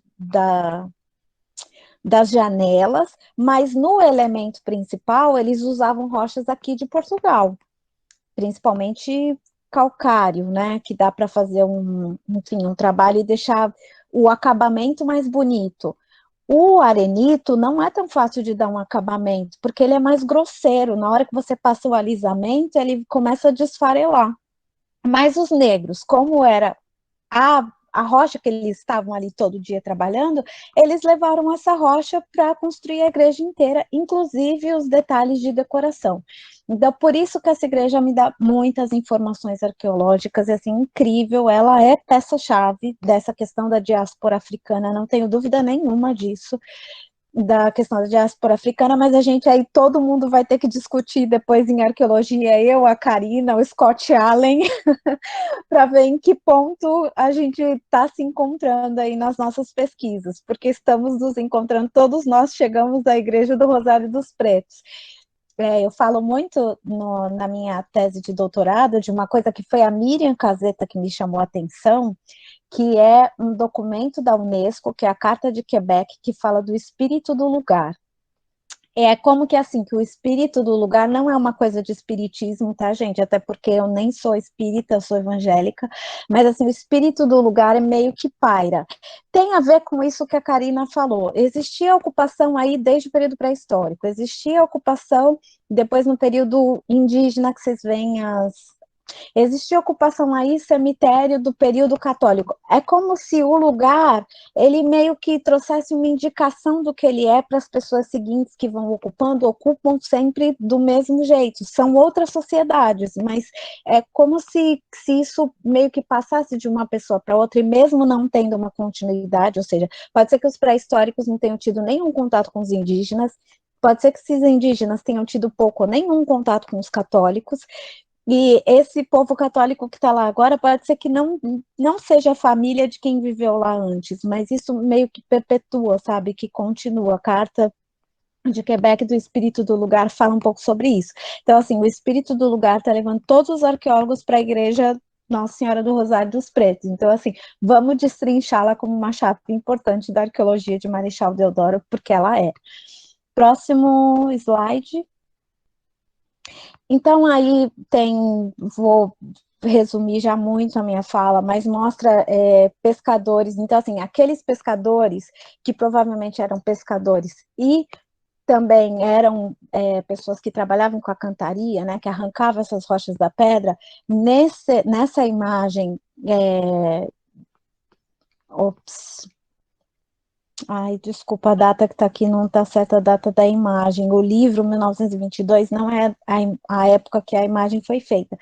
Essa imagem é do período dos holandeses, ali em Marechal Deodoro, e mostra homens negros como pescadores, o que me indica que esses homens negros, lembra que o senhor Rangel me falou das armadilhas de pesca no mesmo lugar onde se retiravam as rochas? Então, eu pressuponho que os homens que tiravam as rochas eram os mesmos que pescavam. E aqui eu tenho uma imagem de homens negros pescadores. Então, provavelmente, eles eram homens negros pescadores e homens negros canteiros. Pode passar para a próxima. Aí eu tenho marcas do curral, né, só porque eu mostro, então, para vocês terem uma ideia de como que isso dialogava, a questão da pesca com a retirada de rocha. Próximo slide, por favor. Aí é como que era um curral, que eu falo tanto curral, a armadilha de pesca algumas tinham esses formatos. Próximo. Nossa, isso do mar como caminho de liberdade também vou falar assim, mas para encerrar. Nessa frase não é minha, é do Geraldo Silva, que escreveu o livro A Festa, a Fauna e o Rito, a Faina, a Festa e o Rito, que ele fala sobre os pescadores em Pernambuco no período colonial, e o texto do Geraldo Silva me ajudou muito a entender esse contexto, a questão dos mestres, tudo, e ele diz que num ambiente marítimo, em que o escravo sabe o caminho de fuga, não tem como deixá-lo preso, ele consegue sair e voltar, porque por mais que você pode querer prender, bater, não sei o quê, mas se a pessoa sabe fugir, não tem, enfim, não tem como prender, são lugares onde tem liberdade. Então, eu acredito que a Praia do Francês era esse lugar onde os mestres canteiros tinham, sim, ali com o mar, um caminho de liberdade. Mas, enfim, eu sei, gente, que a minha pesquisa ainda tem muito que ser estudado, para, inclusive, ser comprovado ou não o que eu digo ali, mas uma coisa que eu senti quando eu escrevia. E aí, Karina, depois ou puxa a minha orelha e fala: paulistana, veio bagunçar a arqueologia de Alagoas, ou diga assim, é algo para pensar, vou ouvir a opinião da Karina agora, mas assim, eu senti, agora eu vou dizer, que algumas coisas, mesmo sem eu ter muito como comprovar, que eu tinha que escrever, porque assim, se eu escrevo, a pessoa que vem depois de mim, quando ela for para o documento ou para o sítio arqueológico, ela pode dizer que eu estou certa ou dizer que eu estou errada, mas assim, ela tem ali o que eu escrevi para dizer. Se eu não dizer nada, a pessoa pode nunca chegar na conclusão que eu cheguei, ou nunca me contestar, ainda que seja para me contestar. Então, assim, eu dei a minha cara a tapa para, se quiser me contestar, eu quero saber, chama aqui, me mostra o dado que eu quero ver. Tipo, nossa, eu pensei isso, eu não estou certa sobre isso. Porque, gente, ciência não é uma coisa estática. Ciência, ela é muito dinâmica. Então, primeiro se comprova que o átomo é indivisível. Vamos para uma ciência bem assim da física, né? Ah, e depois, anos depois, outros pesquisadores dizem, não é verdade, o átomo ele pode ser divisível e criar aquela coisa horrorosa que é a bomba atômica, que é quando você rompe o átomo e ele consegue explodir tudo. Então, é a mesma coisa que eu estou dizendo isso, eu não sou a dona da verdade, eu sou uma pesquisadora, uma doutora, eu tenho os meus estudos, nem de Alagoas eu sou, mas, assim, estamos aqui para dizer, pode ser que lá na frente outras pesquisas da Karina, do Scott, de vocês que são alunos da Universidade Federal de Sergipe, ou outros alunos e estudantes de outros lugares do Brasil, se confirme isso, se veja isso em outros locais, ou então digam, não, Cris, isso não tem nada a ver, ou não, de repente em Pernambuco era assim, mas no Espírito Santo, que eu já sei que tem retirada de rocha, não é, na Bahia, que eu sei que também tem esse tipo de retirada, tanto na Bahia tem Itamaracá, lá em desculpa, confundi. Em Pernambuco tem em Itamaracá e tem em Recife, igualzinho, bonitinho como a gente vê aqui, muito claro assim a retirada. Na Bahia tem em Itaparica, Beatriz Bandeira, bióloga subaquática, mandou fotos para mim dessas retiradas em Itaparica. E no Espírito Santo, o arqueólogo, meu Deus, veio o sobrenome na minha cabeça, Henrique Valadares, também tirou fotos disso aqui para mim. Então, no Brasil, eu sei que tem Espírito Santo, Bahia, Pernambuco. Aqui também tem, em Mil Fontes, em Portugal, tem essas retiradas. E muito claro, e eu fiquei louca e alucinada, eu preciso ver isso com os meus olhos, na Espanha, no Porto de Cádiz, também tem.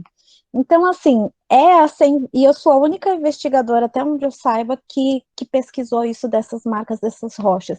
Então, tem toda uma coisa para estudar, sabe? Ainda a cidade de Pedra do Zimbábue que o Jean Viblo fala. Então, assim, tem muita coisa para estudar, para ver, para descobrir, para mapear, que vão nos dar outras informações.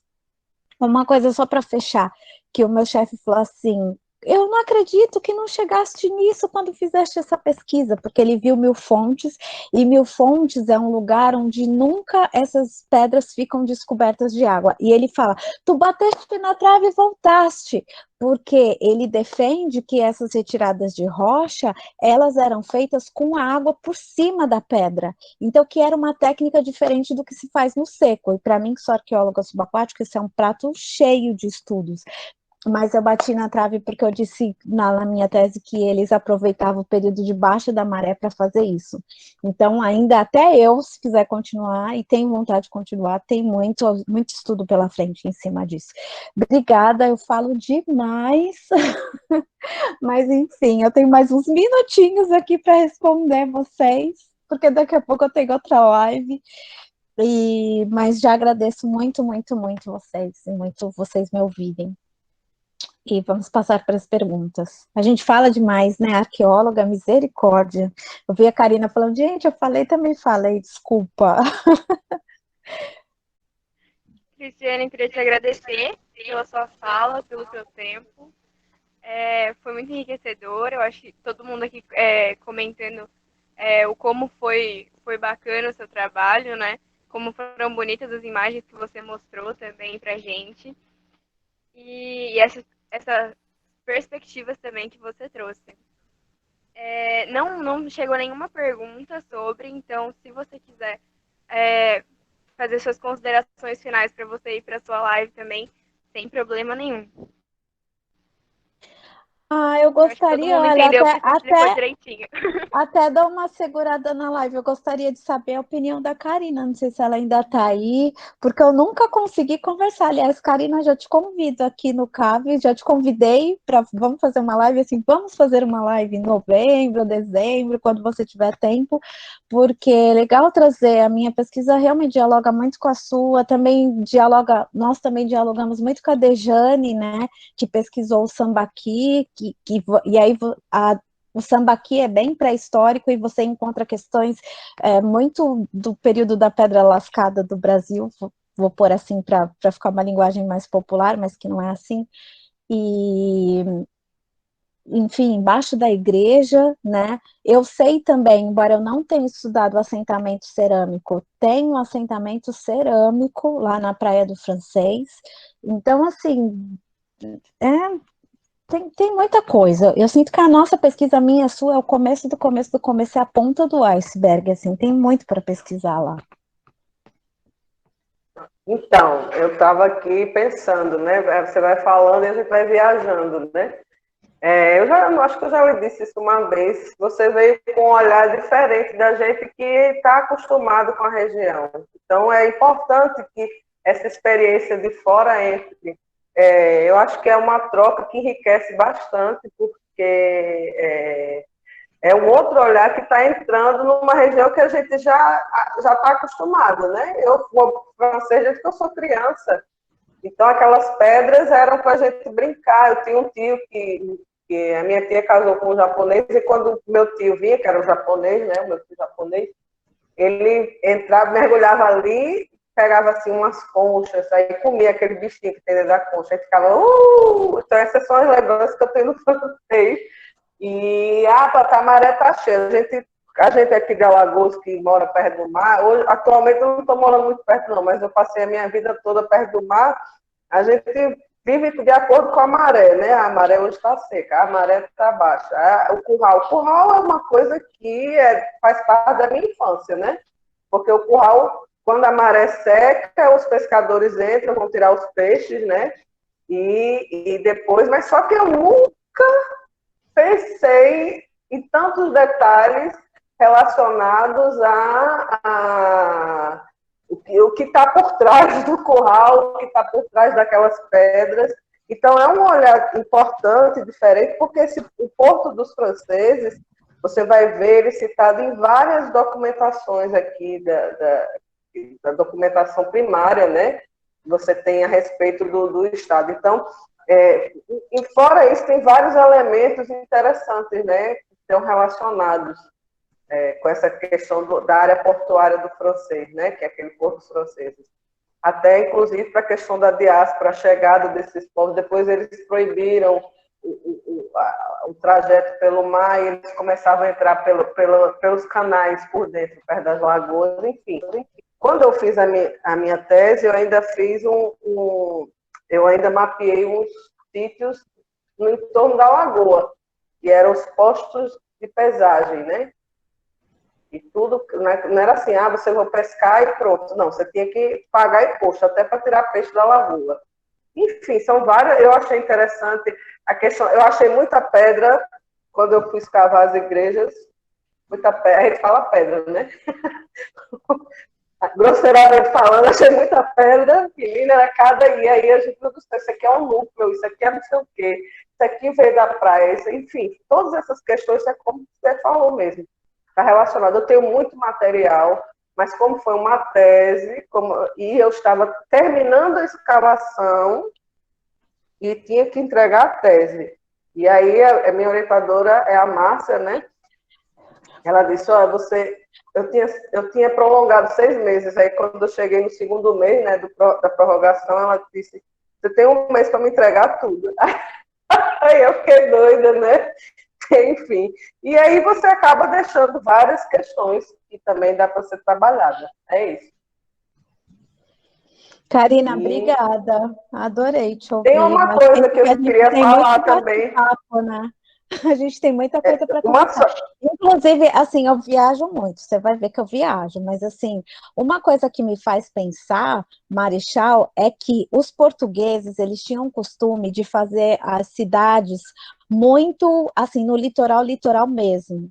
Marechal, ela é um pouco mais para dentro. Na verdade, isso não tem a ver não fui eu que disse isso, eu li isso na tese daquela outra arquiteta que eu acho que você deve ter consultado, e eu também, a Rosemarie.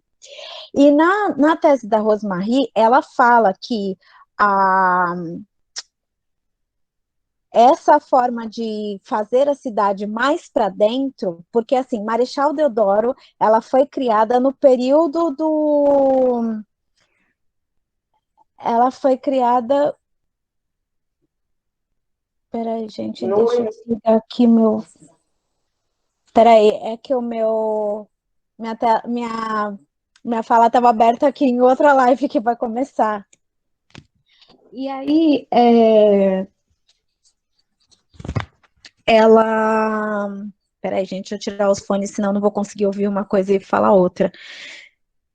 Então, ela é mais para dentro, ela não é tão para fora, ela tem muito a ver com essa colonização mais espanhola do que portuguesa. E quando eu vim para cá e vi que o Porto de Cádiz é todo igualzinho, praticamente, o Porto dos Franceses, a Recife, a retirada é igual, se bobear, a Barreta é igual, porque ninguém pesquisou Cádiz também. Eu penso que Marechal Deodoro tem mais a ver com Cádiz na Espanha do que Mil Fontes em Portugal, mas aí também é uma coisa para ir longe, viajar, com essa questão da colonização espanhola e não portuguesa de Marechal. E só para falar dos documentos, uma dificuldade que eu tive muito grande, eu acho que você tem também, teve, foi a questão da documentação. Eu achei aquela ata dos homens pardos, mas assim, foi assim, uma aventura. Primeiro que ninguém queria deixar a gente pesquisar os documentos. Aí eu cheguei lá e disse... Aí, por acaso, eu tive sorte de chegar num dia que não estava aqui, trabalhava mesmo, estava uma sobrinha dela, que era uma menina que não entendia de nada, né? Só estava lá de gaiato. Só eu vim aqui fazer uma pesquisa no material da igreja. Aí eu me lembro que... Aí eu comecei a puxar dela, né? Que eu sou desse povo insistente. Aquele livro mais velho que você tiver, aí por acaso eu achei esse documento. Então, você tem um problema também relacionado a livro de tombo, esses documentos assim, é meio complicado. Enfim, eu não vou falar mais não, senão daqui a pouco vai dar 7 horas da noite que eu tô falando.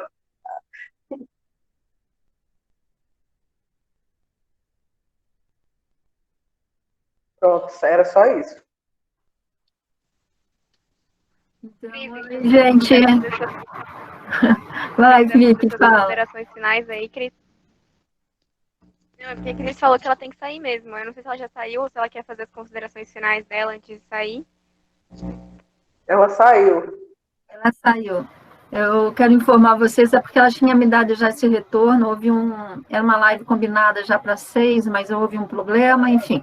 A gente conseguiu, né, ter essa troca de informações, essa conversa gostosa, e quero falar aqui para o pessoal que está participando do curso de São Cristóvão, essa conversa ela foi mais uma provocação, essas ideias todas que nossas colegas arqueólogas trouxeram, é uma provocação para a gente pensar São Cristóvão em outros aspectos. Veja, no momento que Cris fala daquele mapeamento, a partir de uma conversa que teve, né, com uma pessoa que já é da faina do mar, nós eu faço a provocação também, vamos nos remeter a outras palestras, a uma palestra anterior com o Tiago, falando das catadoras. Existem lugares dentro do mangue que também têm seus nomes. Eles são lugares, tem agência, ou seja, há uma identificação com aquele lugar para o seu ofício. Eu perguntei, inclusive, a Tiago sobre isso, porque eu só vi a pesquisa em Itaporanga da Ajuda, uma comunidade de catadoras. Perguntei a ele se ele já tinha feito esse mapeamento, ele ainda não teve tempo, porque ele trabalha de domingo a domingo, né? Ele só tem uma folga na quarta, assim, eu quiser, é puxado.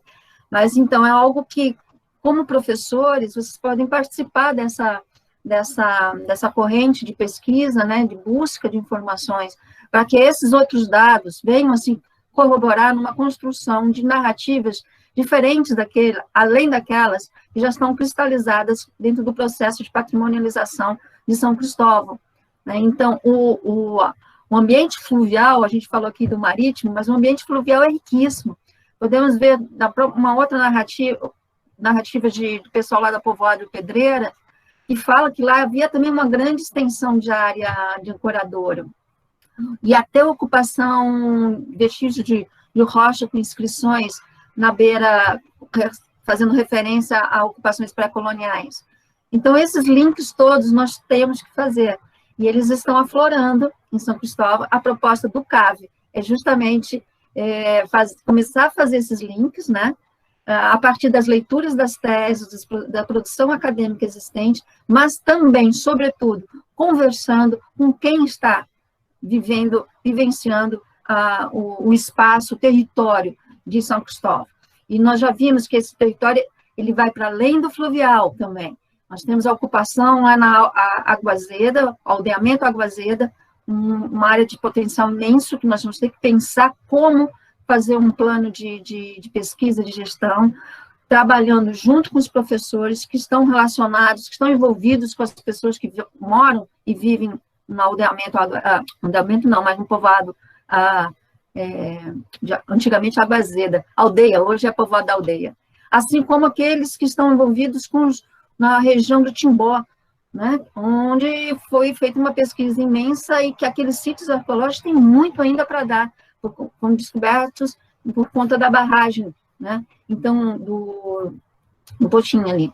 Então, a gente tem que também criar uma rede de pesquisa, de trabalho conjunto, onde a socialização dos conhecimentos já adquiridos se associa, se articula uma proposta de um processo de educação e musealização, visando aí uma valorização daquele espaço com a área de pesquisa, de conversa, de troca, de diálogo.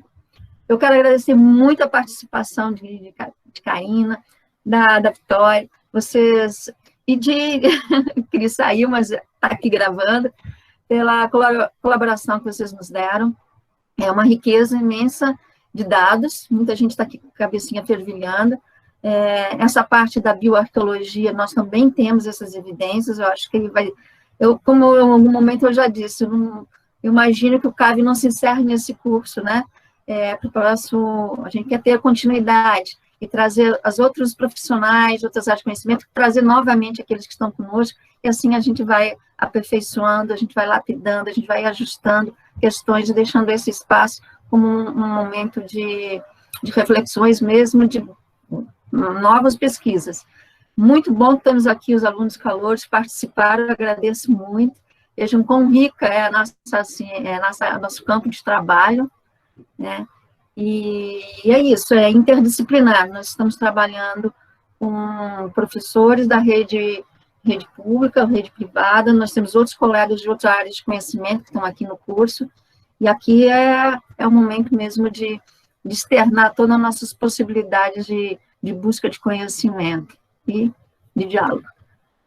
Passo para você agora, Vi, que eu falei antes de você, desculpa. Eu sempre faço alguma coisa errada. Imagina, Miriam. Eu acho que eu não tenho nada a agradecer pela oportunidade, não só de fazer parte do CAV, mas de poder mediar um dos nossos encontros. E agradecer a Cristiane e a Karina pelas falas delas, e que foi mais um encontro muito bom e que agregou muito às nossas vidas, né? Como todos têm sido até agora. E continuarão sendo, né, até o final, porque o CAV tem sido um projeto de muito aprendizado para mim. E agradecer você por essa oportunidade de novo. E é isso. Obrigada.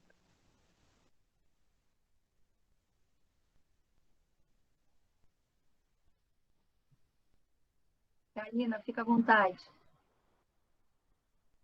Bom, gente, eu gostaria de agradecer o convite e falar que foi bem interessante ouvir todo mundo, né? As falas.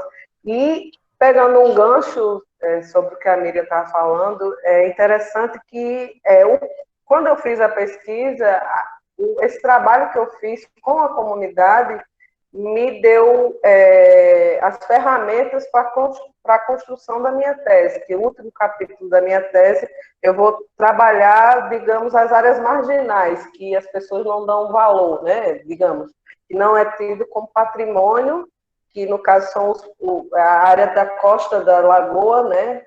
Da lagoa que fica próximo ao centro histórico, e também eu trabalhei com os terreiros, né, que você tem as igrejas, e ali perto da igreja do Carmo é cheio de terreiro de religião de matriz africana, só que existe uma prevalência do patrimônio colonial, branco, enfim, e um apagamento, digamos, um escurecimento, um silenciamento dessas outras manifestações. Então, é importante que a comunidade sempre esteja ouvida, né, para que você possa criar esse elo, e também tem que ser uma relação horizontal, né, não verticalizada. Não é você que está passando o conhecimento, mas você tem que ter contato com essa população para saber o que elas têm para trazer de interessante, de importante sobre a região. Enfim, então, gostaria de agradecer mais uma vez, e qualquer dúvida, podem, se quiserem entrar em contato comigo, podem entrar depois. Obrigada, minha gente. Então, obrigado, vamos encerrar aqui o nosso encontro, agradecer muito a toda a presença de todos, a participação. Aqui vai ter pano para manga para mais discussões, em sala de aula, né, ou mesmo nas nossas conversas de WhatsApp. E muito obrigada, Vicky, obrigada a toda a equipe que está aqui por trás desse encontro, e até a nossa próxima, né, que vai ser dia 7 de novembro, com a fala do professor Marcos Albuquerque. Nós agora vamos enveredar no nosso próximo encontro a questão da ocupação dentro de uma perspectiva da engenharia militar. Vai ter bastante coisa nova aí também. Um grande abraço. Podem sair, fiquem à vontade. Eu vou ficar aqui por último esperando vocês. Beijo.